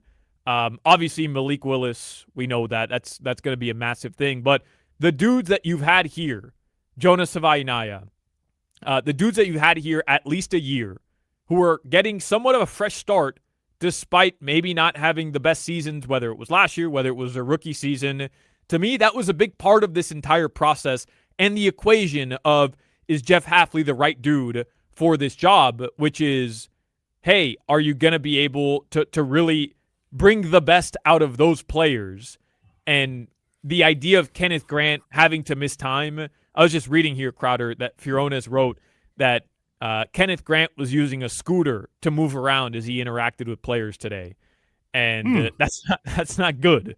That is not good news. It's the new crutches. So you know how you put somebody on crutches just to not put pressure on the ankle, knee, whatever it is. That little move around grandma scooter with the kick one. It doesn't always mean it's real bad. It might mean, and he's a heavy dude too. So he is a heavy dude. He's a big dude. Yeah. So now you got two crutches jammed in your underarm, trying to carry that weight around on one leg. It's probably more advantageous for him to have the scooter. I'm with you. This doesn't mean he's going to miss an extended period of time, but also not great. Like, I want him out there. I want him on the practice field, because if you think about it, Zach Sealer hasn't been practicing. Hafley has been saying Sealer's going to be ready for week 1, which is good. But just think about the interior of that defensive line. Like, the edge rushers are kind of a question mark right now. I'd really love to have the interior of that defensive line kind of ready to go. And if Zach Sealer isn't necessarily getting like super meaningful reps in the preseason, which is fine, like we know what to expect from Zach Sealer. And now Kenneth Grant is a question mark. Jordan Phillips has been banged up. I've been hearing about Zeke Biggers, but apparently he hasn't been suiting up either. Like, all of a sudden, the depth you had there at that one position, which is going to be a big part of your defense, which is already whether hobbled or just missing talent, I don't know, just worrisome for me. A little worrisome. Oh no, the depth, the D-tackle depth and the inside linebackers are the strengths of the defense for sure. Right. For sure. Edge rushers might be a concern. Jameis Winston went and bought some crab legs and came back to the pocket and completed a couple passes. They are a concern. They are a concern, and they will be a concern. Yeah. All right. That's 15 minutes, a game day uncensored. Friday night, Dolphins preseason finale. It's Tobin and myself, Game Day Uncensored, starting at 5 o'clock, which means Crowder and that day, I think Zach Gelb will get off. They'll start their Friday an hour early. And unless you want to stick around, do a couple hours of Game Day Uncensored with Tobin and I. I'll make a hit. 5-6 minutes. and it'll start at 5 o'clock. I wanted to talk about Tua, get Crowder's thoughts on that. So we'll do that coming up in the 4 o'clock hour. Plus, there was a really cool story from this preseason game regarding a linebacker who called all the plays who Hafley met the day of the game. And Crowder, you're a linebacker, played in the NFL, played for the Dolphins. I want to hear your thoughts on what Hafley had to say. So we'll do that coming up. 4 o'clock hour is next. You're listening to the Hawk, Crowder, and Solana Show. I'm uncomfortable walking inside a tree. That'll be 84.52. Perfect. Grab the bags, honey. Mom, why do you always check your phone before we pay? I'm just claiming my cash back on the Upside app. Since we're getting the groceries here and we filled up the car on the way, I've already earned enough this morning to pay for that pizza night we're having Friday. Wait, so the app pays for pizza? Not exactly, but the cash I earn on stuff we need helps us pay for the stuff we want. It's just a little win for our family every week. Get more out of your everyday. Upside is the free app that gets you cash back on routine purchases like gas, groceries, and dining out at more than 100,000 locations nationwide. No points, no rebates, just cash back straight to your wallet. Download the free Upside app and use promo code WINNER to get a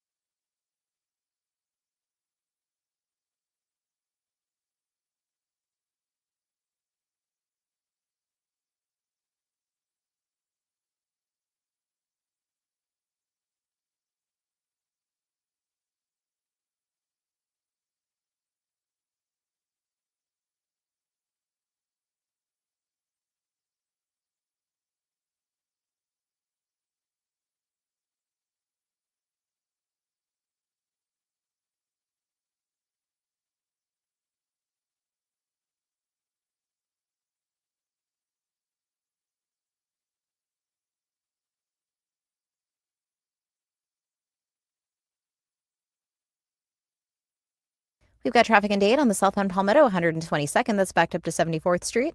And emergency vehicles on the scene in Broward County, westbound Pines Boulevard, just past 103rd, closing the right lane. And traffic on the southbound Turnpike right by Griffin Road. I'm Gia, and that's traffic on FM 104.3 WQAM. And you can also listen to WQAM on the Odyssey, iHeartRadio, and TuneIn apps.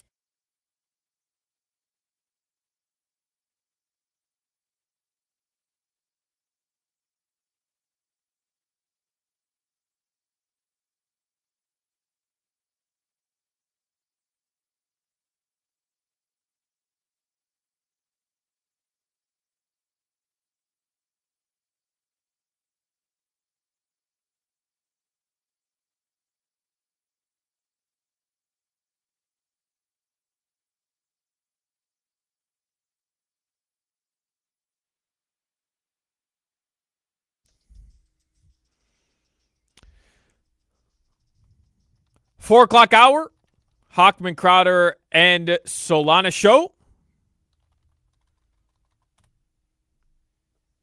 Crowder's here. Solana Dan Day will take you up until 6 o'clock. Is your daughter going to be okay, Crowder, with her ankle injury? I was teasing earlier, but you think she's going to be all right? Yeah, she's good. You know her last name is Crowder. we make it through. That's why I'm asking. We have 17 surgeries. We make it through. We're going to figure this thing out. Yes, sir. Let me do the stock market report really quickly. It's sponsored by Anajar and Levine Accident Attorneys. S&P 500 declined about 0.3%, and the NASDAQ dropped roughly 0.8%. Dow Jones rose by 0.3%. So it was the lone index in the green after a not a great day on Wall Street. Get them back tomorrow. Yes, sir. Yeah. The stock market report has been sponsored by Anajar and Levine Accident Attorneys. Call 1-800-747-FREE. That's 1-800-747-3733. And I see we were talking about even the Giants game and how, how upset you are, even if you know the situation. These are backups. These are puppies that probably won't play in the league. But people ask me all the time, how's the Finns going to be? And I try to explain to them, I say, the rest of the league has 300 million. We have about 140 million. It's a discrepancy in payrolls, all of that stuff. But if you're sitting there on a Sunday at 2:00 and you're getting beat by 20 and you have 50 yards of offense, you're not thinking about the salary cap and dead money. You're going to be upset. So I might stop just trying to explain it to people and say, hey, let's hope for the best. And like I was saying earlier in the show, Crowder, just because the team record-wise isn't going to have a great year, that there aren't going to be moments where it can be fun. It doesn't mean that the season in total will be fun. Bro, this season at times is going to suck. Like, it is what it is, right? Like, it's going to suck. Nobody wants to lose. I was looking at the schedule during the commercial break just to kind of set things up. And, like, opening week, okay, we know at Las Vegas, that's probably one of the games that you feel like the Dolphins are going to have a chance in. But then, at San Francisco versus the Chiefs, at the Vikings versus the Bengals, there is a very good chance that until Hafley finds his footing, the Dolphins kind of solidify things. Malik Willis maybe needs a little bit of time to kind of just figure things out along the way. There's a very real possibility. I'm not saying it's for sure. This is not a foregone conclusion. Carter, there's a very real possibility this team starts 0-5. Mm-hmm. That sucks. That sucks. But, if Caden Proctor looks good, if the offensive line looks good, if Kenneth Grant looks good, if Malik Willis shows flashes, like, this season is what it is. So, I mean, we've said it a billion times. We're not going to judge this season strictly off wins and losses, which is weird. But you can't do that in year one of a rebuild with a totally new regime. But at the end of the day, like we talked about this a couple weeks ago where Hawk was making the point, okay, we're not judging the season off wins and losses, but also that's how we judge seasons. That's how we judge as a fan base whether or not we're having fun every single Sunday. And, you're going to have to find beauty in the struggle. As stupid and cliche as it sounds, like you're gonna have to find beauty in the struggle. You come out on Sunday. We're jumping on Hochman, Crowder, Solana show. Patrick Mahomes just went for 380 on you. Put 30 plus points on the board. The first thing I say is, Solana, remember that cap money? They have a lot of dead money out there. That's not how you think in sports. Right. It's not my problem. My problem is I'm watching my team. I have my jersey. I want to see some good football. But to your point about positives, what scared me that first game one, I swore this offensive line was going to be able to protect Malik and make space for Devon Achane, who's one of the top 5 running backs in the league. They kind of got beat up. And that scared me because I thought I'd be like, say, hey, okay, we got a run game. Now let's go find some receivers. We got action on offense. That was my thought for this season, offensively. And defensively, if anybody can get to 5-6 sacks, I'll be happy. 5 or 6? It's not that much, man. Who? It's not that much. Is that Sealer? Sealer had some bounce back, but who else? So I can go with Sealer because Sealer had 10 sack seasons. Is Chop gonna get? Chop will give you 6. It's so easy, Solana. When's Chop gonna give you 6?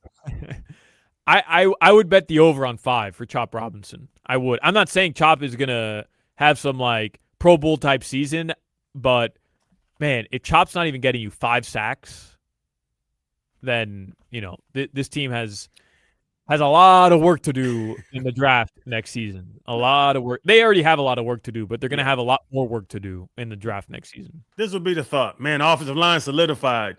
Okay, we got a couple pass rushers. Jordan Brooks is going to do his thing. I believe in Rodriguez because I just watched him play in college. Caleb Down goes crazy. Man, you put a couple more receivers around Caleb, we got action. That should be the approach to it. Well, let's find some gems out of all this, and now we can add to them. We're going to get to headlines here in a second, but before we do, I love this. So Dominique Foxworth, he's on ESPN. He's on Get Up this morning, and here's the quote. They're doing preseason proclamation. So this is essentially like, give me a bold take for the season. It doesn't mean that he's predicting this will actually happen. It doesn't mean that he genuinely believes this is going to happen. There's just bold takes, but I love this type of stuff. And he says the Tampa Bay Buccaneers, your Buccaneers, Crowder, are Super Bowl contenders, and it's all because of Ruben Bain. Hey! People around the league are genuinely in love with Ruben Bain. And Andy Slater had tweeted out the odds. So there are odds on Hard Rock Bet that you could place for Ruben Bain to be Defensive Rookie of the Year. And he's the favorite right now at plus 475. David Bailey, Caleb Downs, Arvell Reese are behind him. Ruben Bain is currently the favorite at plus 475, which, if you're a Canes fan and you genuinely are all in on Ruben Bain, Crowder, you've been all in on Ruben Bain. Love him. That's pretty decent money right there, plus 475 to win Rookie of the Year this season. People are all in on this dude. Oh, he's going to be a monster. I've been telling y'all that for 2 years. He was my favorite college football player. The Rookie of the Year thing's too far because Caleb Downs is going to play every single snap, and you can't scheme against a safety that can cover in the slot, go back in the middle of the field, come down at linebacker. I think Caleb Downs will just have more opportunities to make plays than Ruben. All right, let's do headlines, and then I want to get your thoughts on this story out of the preseason game.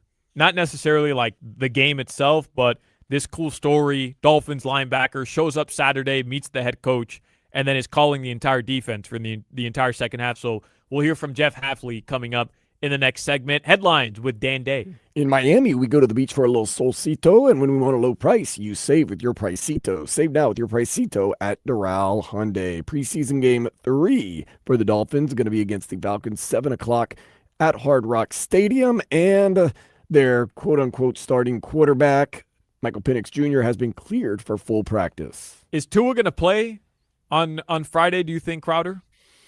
Oh, I think he should. But if Penix just got cleared, he probably going to go in because full practice is different than the game where the other team doesn't care about you. So I don't know how they're going to deal with that. I hope we don't boo Tua. That would be embarrassing. Oh, that's a good question. He's going to get booed. For what? What did he do? Get concussions? I'm not telling you that I would boo him. I'm telling you he's gonna get booed. If Tua starts and he comes out of the tunnel and then Falcons elect to receive, touchback, Tua comes out onto the field, Hard Rock Stadium is going to boo Tua Tagovailoa. Am I right about that, Dan? I don't know. It might be a preseason lukewarm crowd. I don't know. 305-567-0560. 305-567-0560. Text it in. Will Tua Tagovailoa get booed by the home crowd this Friday? Booing means you dislike somebody. Why do y'all dislike Tua? Do you see our backup? So why we have no money for us? I mean, you and I might have to come out of our illustrious retirement to play football for the Dolphins backups. That might be a reason why.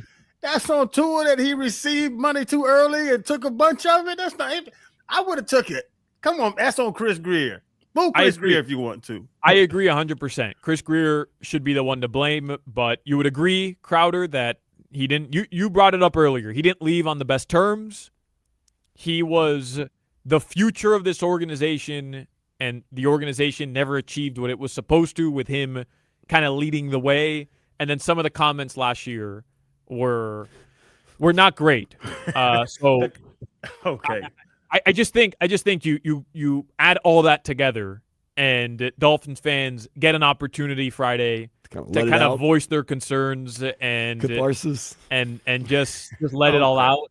And I don't know, man. I feel like he's gonna get booed. I feel like there'll be a smattering of boos, but then if he incites the crowd, like does his little first down thing or does a little show me the money, then it's gonna rain down on him. That would be good. If Tua hits the show me the money, throws a touchdown, does a show me the money, that'd be good. Did y'all boo Henne and Tannehill? No. And so it's the comments. Is the money or the comments? Because now we're in some murky water. Yeah, I think it's the money. He got paid more money than any Dolphins player in the history of this organization, and it's the lack of results. Yeah. I never booed Chad Henne, but I was an idiot and loved Chad Henne. I still own my Chad Henne number 7 jersey, and you know what, Crowder? We're being honest. If you want to do this show, I'll do this show. Chad Henne, man, never got his fair shake out there, bro. Oh, goodness. Never got his fair shake out there, man. He was set up to fail. He was set up to fail. That's why the rest of the NFL didn't bring him in as a starter. Hey, that's 2-time Super Bowl champion Chad Henne to you, sir. He got his jersey. What about John Beck? You love John Beck? No, I booed John Beck 100%. Yeah, there's a couple I'm not proud of. Jay Cutler booed his ass. Couldn't stand him. By the way, this is all before I officially was working in media. Just want to point that out. This was just drunk Solana in college as a fan or in high school as a fan. Booed John Beck 100%. No offense, JB. Love you. And booed Jay Cutler 100% too. I just couldn't stand the guy. Just never liked him. I don't know if I have to do a disclaimer, but I booed Joey Harrington and I was on his team. I put my face in my helmet. And he loves you too. Joey Harrington loves Crowder. Crowder's been ripping Joey Harrington on the air for years. One day, Joey Harrington happens to be listening to the show, and he tweeted out something like, "Man, love hearing Channing Crowder on the radio. Such a great dude. Philanthropist," all this nonsense, and Crowder's been ripping him on the air for years. Joey knows I just use him like a punchline. Cleo Lemon and me talked about it. Somebody told he was like, "Man, Crowder messes with you all the time on there," and I was like, "Cleo, it's just a punchline, man. You know we cool." By the way, today the Falcons, I was just reading here in the Atlanta Sports Journal, the Falcons split snaps today with the first teams between Tua and Michael Penix. You know, it's funny because I'm saying like Michael Penix coming off an injury. You don't want to put him in harm's way. You want to put Tua in harm's way? Who's the third stringer? Let's put somebody else in harm's way. That's Cooper Rush. Put old Coop in harm's way. He doesn't get hurt, does he? No, he never gets hurt. That's his career, is waiting for guys to get hurt. See what Dallas got. Somebody texts in Tua getting booed for sure. He gets booed for sucking. Most deaf.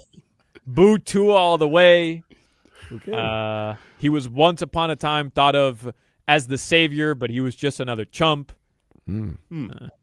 He should get booed. Yes, he's a con artist. We've been robbed by Tua. I hate Tua. I will boom for sure. Should have taken Herbert. Yeah. Going far. Yeah. I don't think I don't often think that like the text line is a good synopsis of like the fan base at large. There's still a lot of people that like Tua down here, man. But I think Crowder he's gonna hear a couple of the boo birds, man. I really do. He's ready for it though. Yeah, he'll be all right. You're gonna look at that check. You're gonna be all right. He's still getting paid by the Dolphins. Yep. We can't boo him. He's an employee.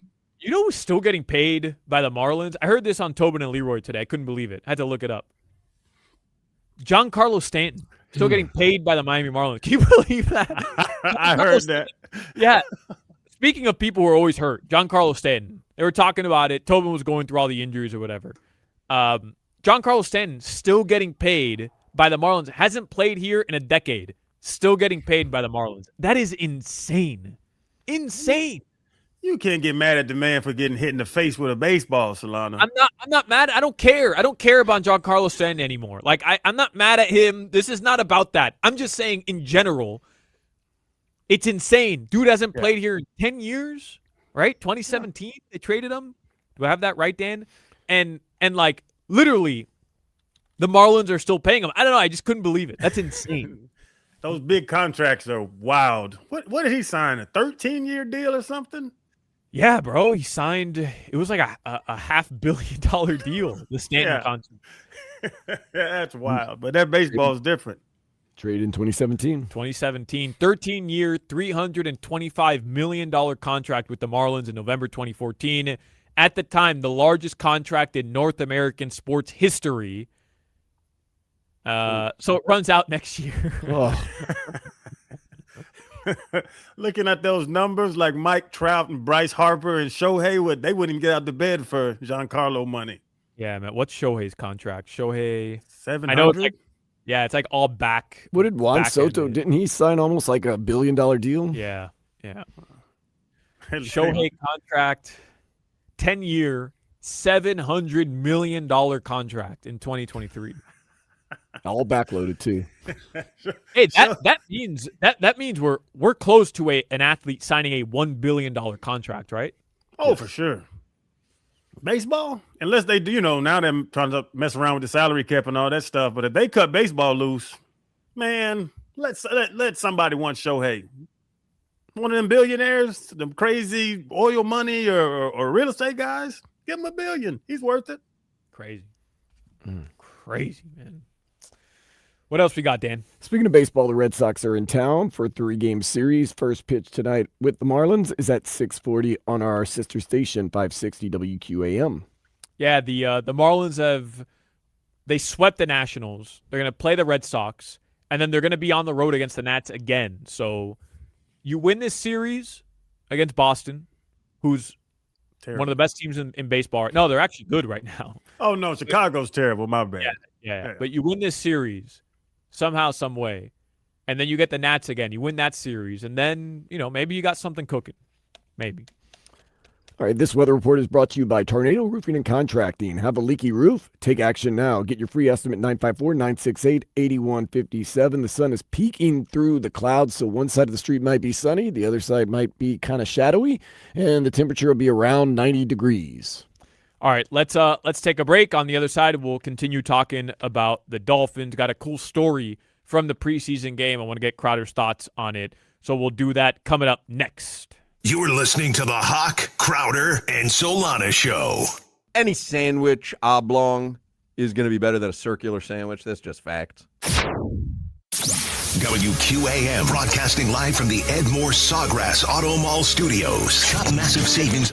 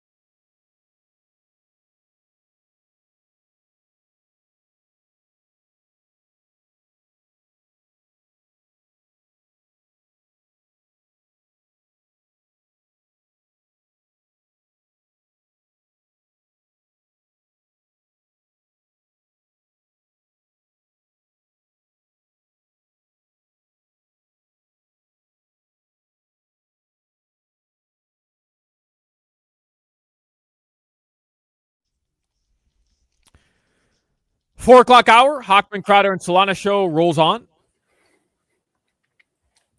I'm on a little juice cleanse right now. That's why I was a little late getting back. You were good. You weren't late. Okay. Little Arden Gardens detox.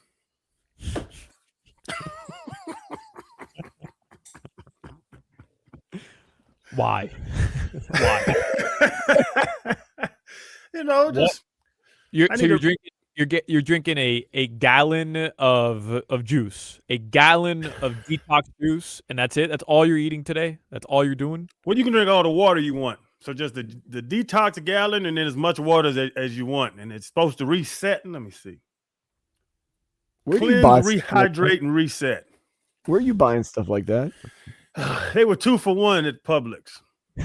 So you walk into Publix, that's BOGO, and you said, I guess I'm on a detox today. I would buy a box of crickets if they were 2 for $1. I just love to feel like I'm saving money. You're not wrong though, man. Like you walk into Publix, they always have like the little section right there. And it's like, I do need minced garlic.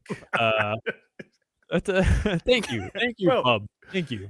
Every time I walk in, look to the right, it's right there, the little refrigerated area. Oh, yep. They have about 8 options in there. They're getting 6 out of me.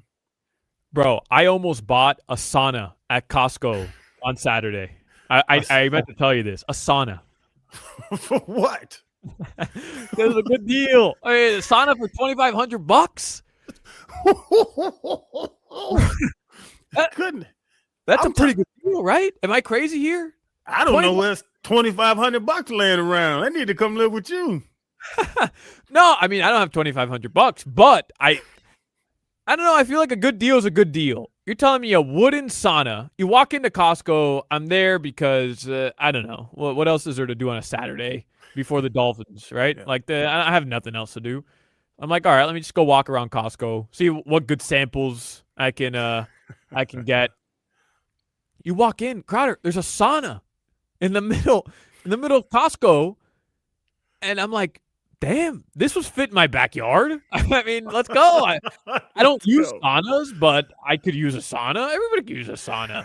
But now I'm legitimately measuring this thing in my backyard on Saturday. I go home before Game Day Uncensored. I'm measuring to see if it fits in my backyard, and it fits. And I almost drove back to Costco to buy the sauna. And then I'm like, I don't use sauna. So kind of a dumb idea. But like that's how I was genuinely that close to buying a sauna. Something you don't even use? Yeah, I mean, who doesn't love a sauna though? But you don't love a sauna. You keep saying who doesn't love a sauna? You personally don't love a sauna. Right, but in your house, now all of a sudden I wake up every morning, jump in the sauna, 30 minutes. All of a sudden. You're the one drinking detox tea. Like, don't come at me. Man, this was $632. You might have spent $2,500. So I told the story before. I bought a car because it was just crazy cheap, and I was almost calling the guy's bluff. I was down around the flea market, and it's what's that, Lauderhill? Yeah, they ain't the greatest side of town. Mm-hmm. And I'm sitting there. I drove back, and dude had like this for sale sign up, and I'm going to the gas station already. So I pull in. He runs up. Hey man, got the car for $500. I said, I'll buy it from you. Where's the title? He pulled the title out, signed. I said, $500. Crank it up. Crank up. I said, can I test drive it? I'll leave my truck right here. Let me test drive it. Drove around the block. Called my buddy. I said, hey man, I just bought a car. Come meet me over here and help me drive it home. And I took the car. It was an old beat. I ended up leaving it on the side of the turnpike. It died. Something was wrong with it. $500. So yeah, I left it on the side of the turnpike about 2 weeks later. $500, and he had the title. Crazy. That's crazy. That's the craziest thing I've ever heard. He actually had the title.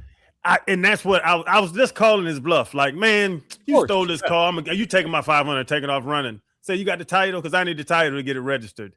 The title up. I said, well, we got action, Jack. I drove it. I was playing for the Dolphins. I drove it to a game. Somebody out there might remember. Right? Remember it was Brown. An old brown Caprice with like rust everywhere. Didn't have any brakes. You had to start braking 200 yards before you wanted to stop. But $500 car, I took advantage of that deal. Yeah, then you leave it on the side of the road. Why not? I mean, why not? Right? This is 20 years ago. I wasn't the brightest crayon in the box. Yep. Speaking of that, what do you make of this story? I want to play this sound for you. So Jeff Hafley went into this cool story from the preseason game the other day, and Steven Dix Jr. got an opportunity, showed up Friday, literally signed by the Dolphins on Friday. He's a linebacker, Crowder, and didn't practice with the team, didn't go through like any sort of pregame weekly meetings, like showed up Friday, Saturday, met Jeff Hafley in his office. They sat down for a couple minutes, and then in the entire second half, he had like a 30-minute meeting with the linebackers coach, Al Washington, and they said, hey, you're going to call the plays. Listen to Jeff Hafley talk about the story.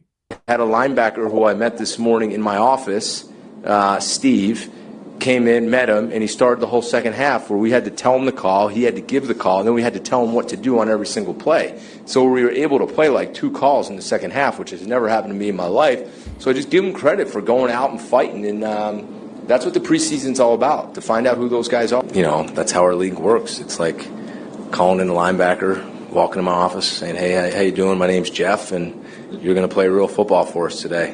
Where else in the world does that happen? I mean, the guy literally showed up this morning, didn't know his team, and was giving calls in the huddle. I mean, that is a story. I respect that, though, man. That guy played hard. That's pretty cool. Yeah. Is that as cool, though, as he makes it sound? Because when I first hear the story, I'm like, damn, that's pretty impressive. This dude shows up, street clothes, and he's like, all right, I'll run the defense. But then I'm thinking, like, they're dumbing down the defense in a preseason game to 2 plays. So it's a cool story. I'm not trying to take away from Steve as Jeff. I love that. He goes, I met this guy, Steve. He has an interesting name. Yeah, Steve. I'm not trying to take away from Steven Dix Jr., but 2 plays, like Crowder, could you at this point in your life, you've been removed from the NFL for what, 15 years? Yeah. Could you call defense in the NFL today with 24 hours preparation? For 2 plays? Flex cover 4, over 6. You have 2 plays? Mm-hmm. The front and the coverage.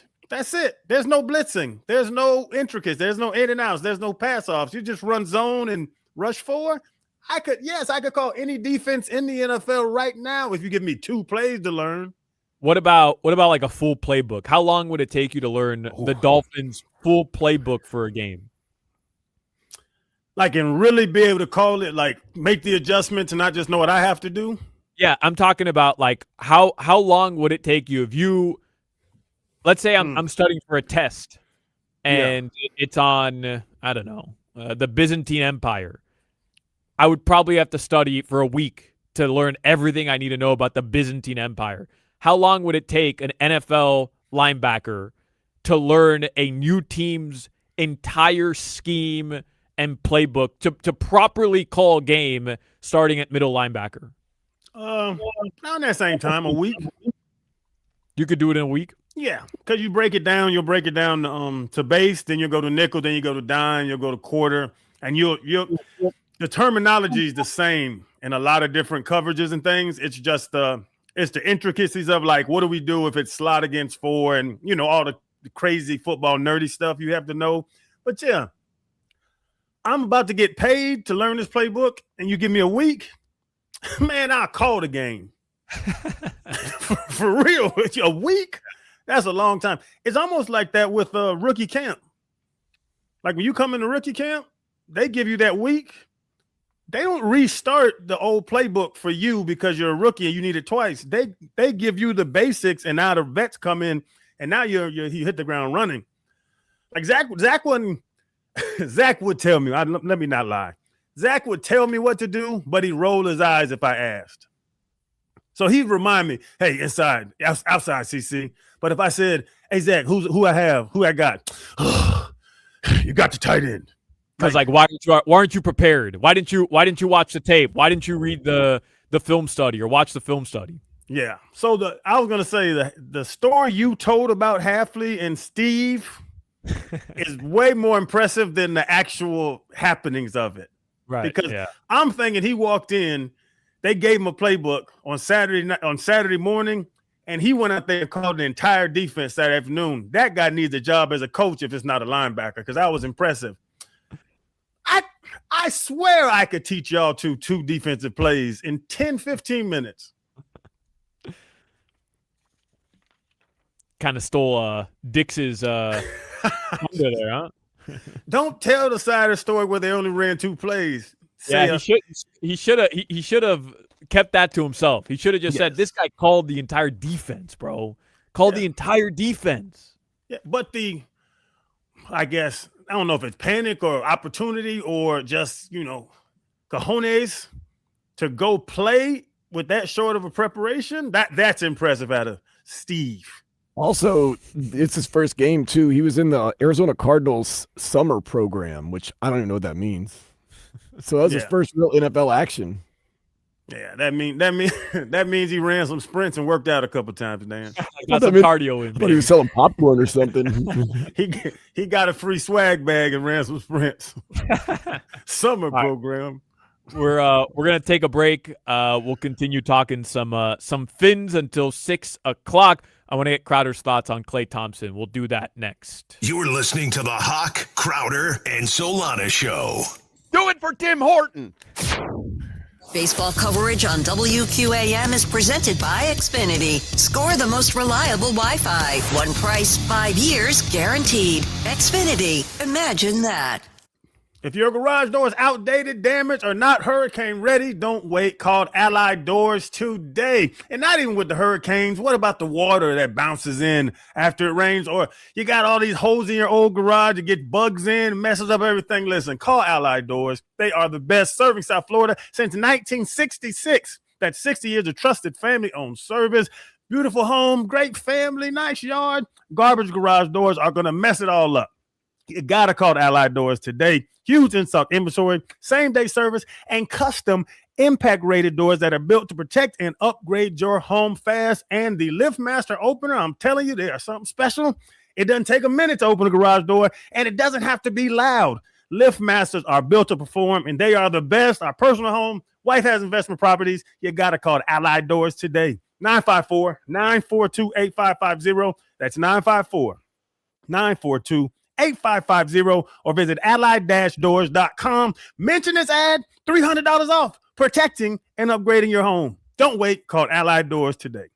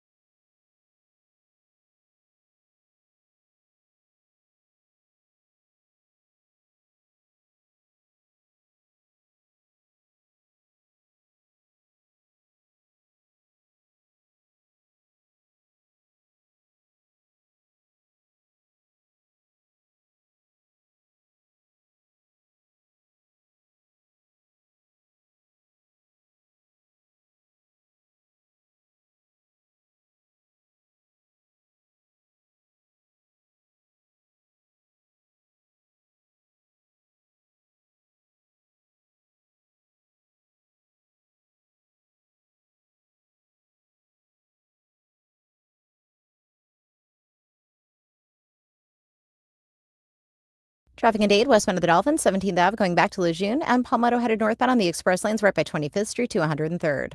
And slowing down in Broward County on the southbound turnpike by Griffin. I'm Gia, and that's traffic on FM 104.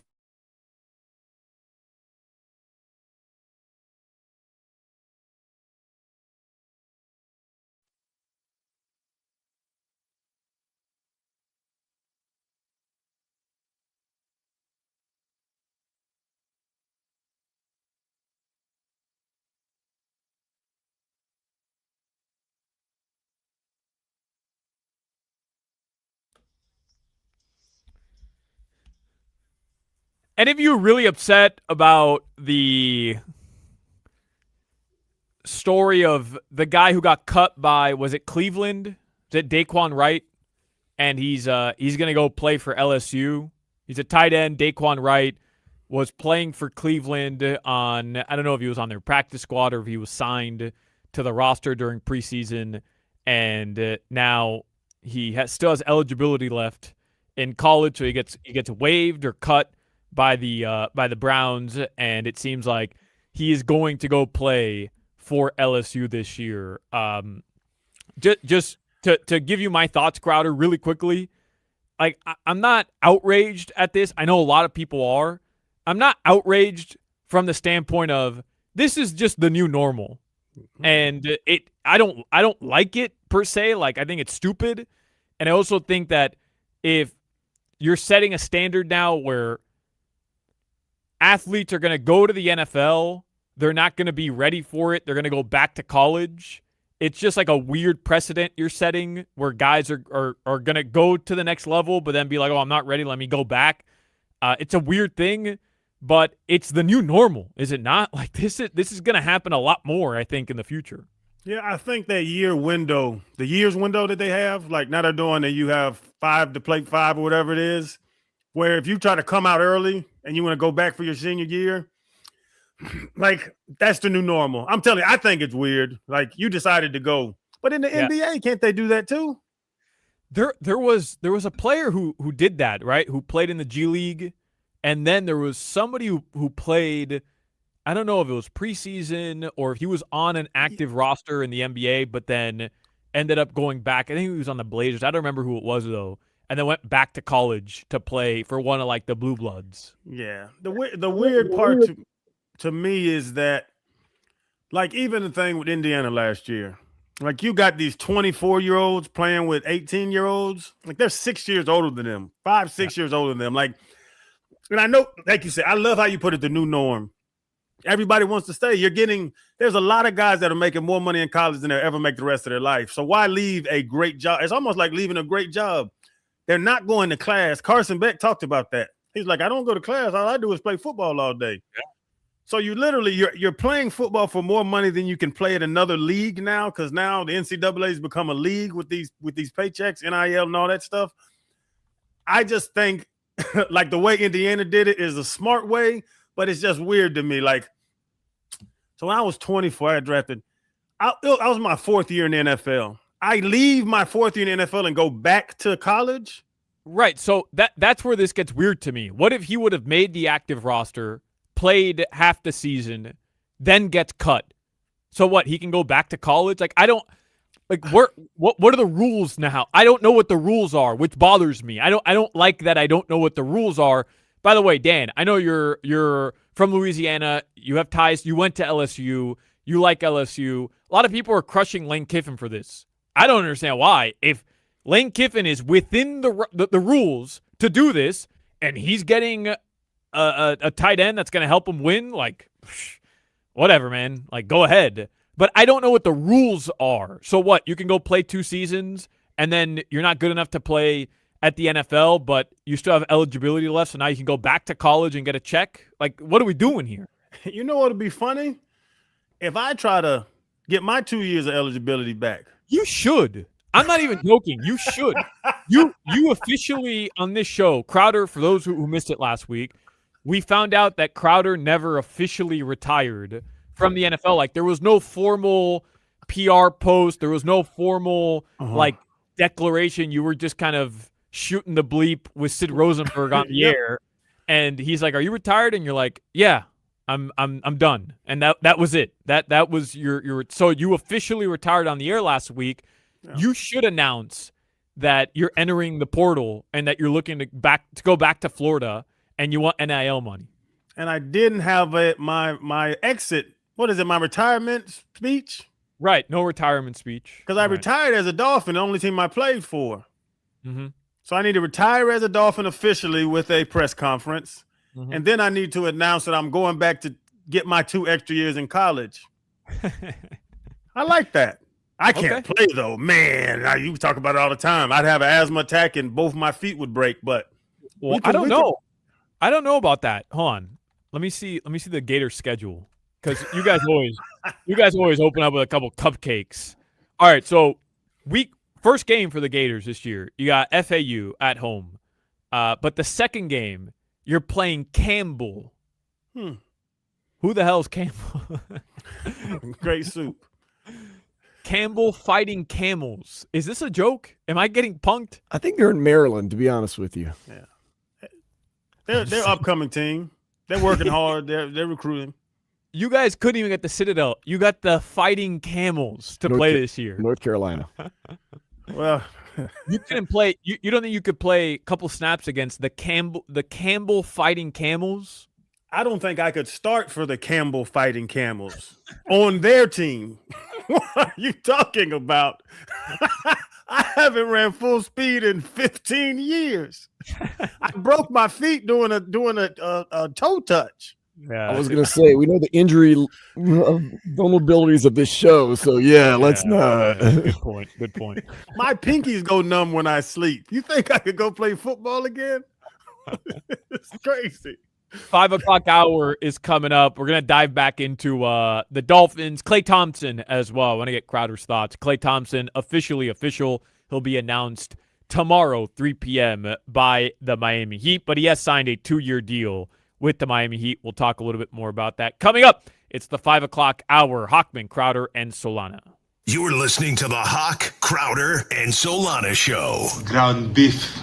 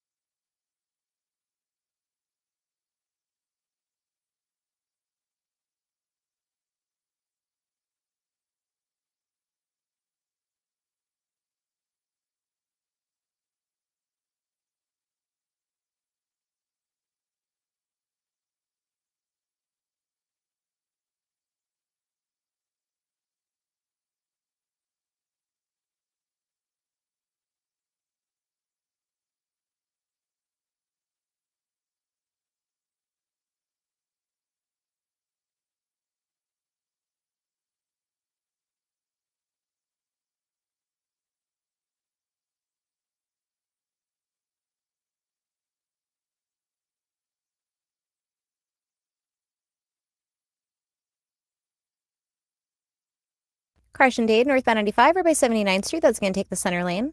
And a disabled vehicle westbound Airport Expressway right before the exit for 36th Street, that's going to close the right lane. Crash in Broward County, 95 Express going southbound at Sheridan, and slowing down southbound at the Turnpike by Griffin. I'm Gia, and that's traffic on FM 1043 WQAM. And you can also listen to WQAM on the Odyssey, iHeartRadio, and TuneIn apps.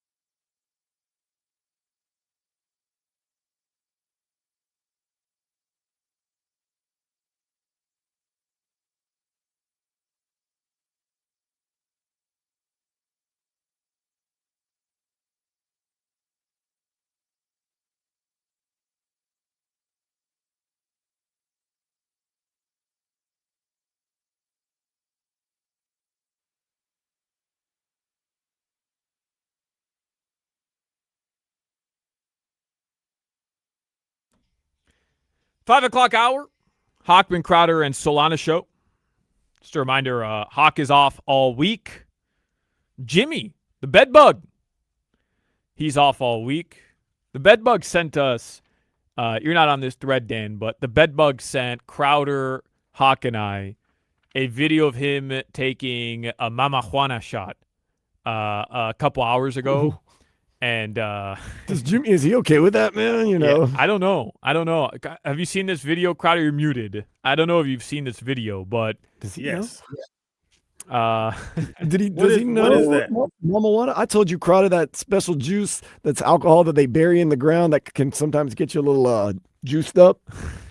You were like, man, bring me a bottle. I don't think Jimmy's made for that.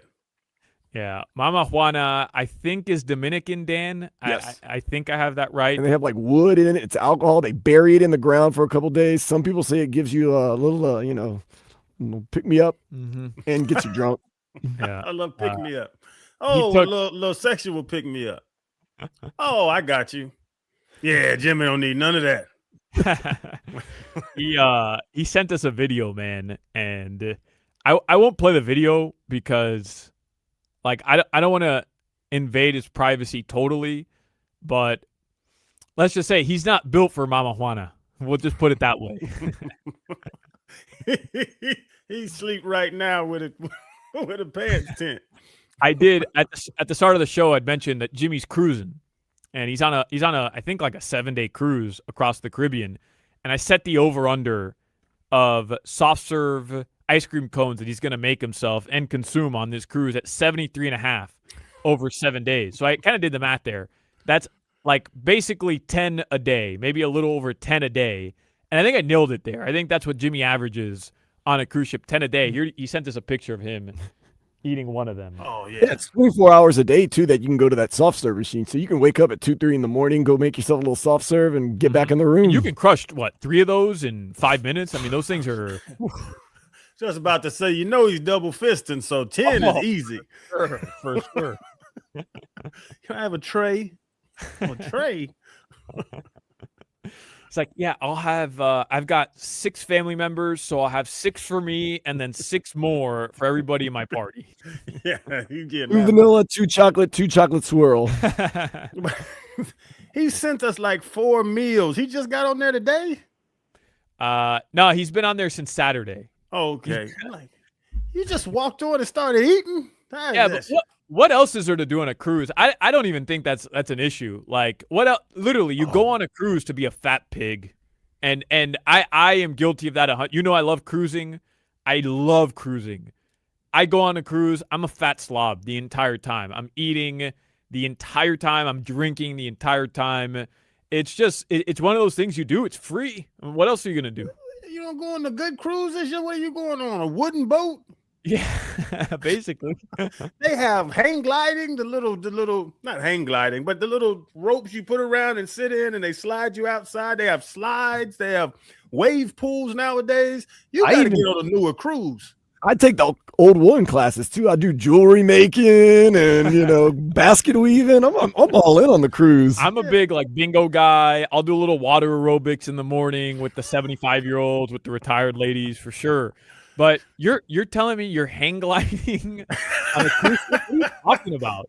It's not hang gliding. It's like a track, and there's a rope attached to it, and you get in this little like a little harness. You're ziplining on a cruise ship? Get the hell out of here. You're not ziplining on a cruise. Look it up. Get out of here, bro. It's called like the Widow of the Sea or something. It's a big old cruise ship. It got slides, wave pools, all kind of stuff. Look it up. Bro, I would never, like, even the idea of a rock climbing wall sounds miserable to me on a cruise ship. For what? For what?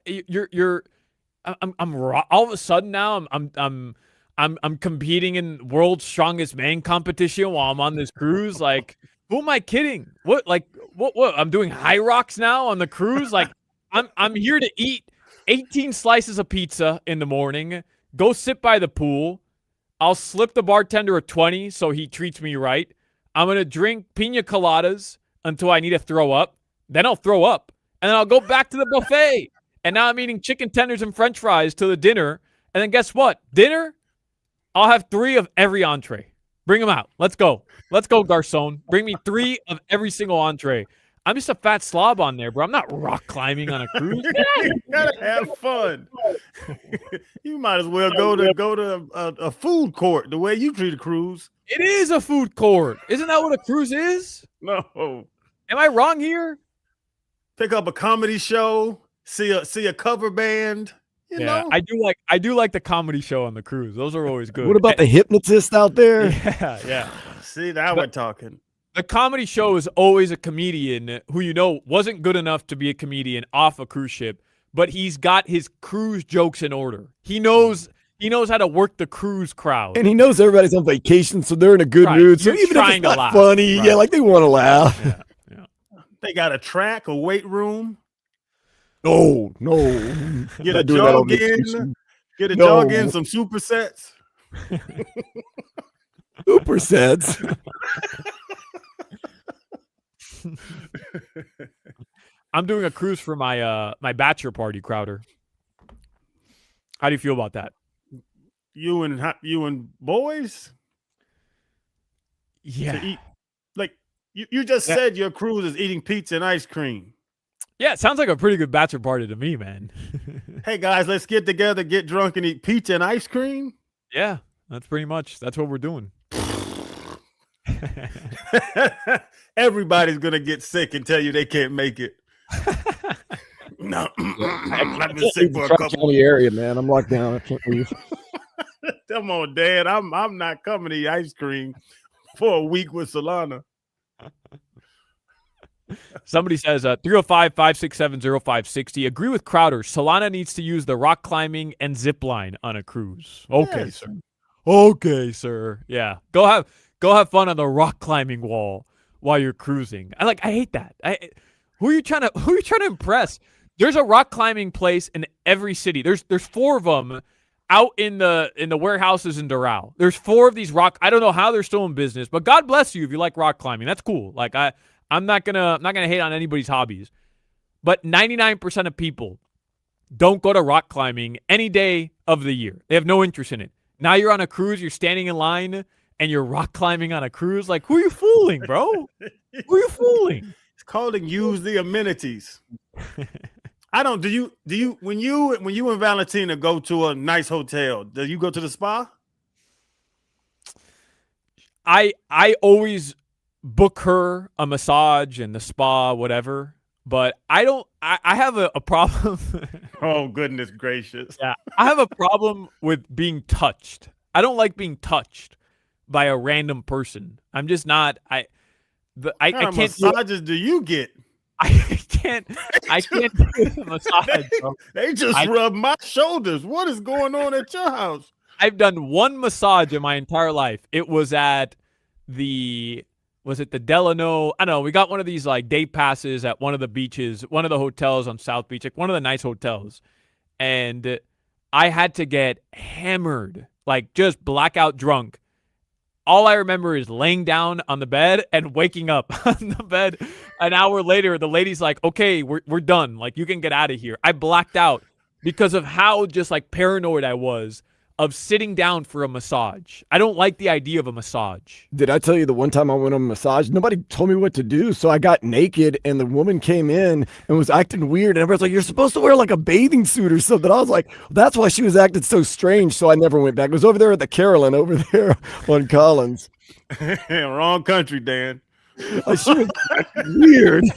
Hey, I think you were ready for a massage in Punta Cana or in Costa Rica, but Wrong country. not in South Beach, brother.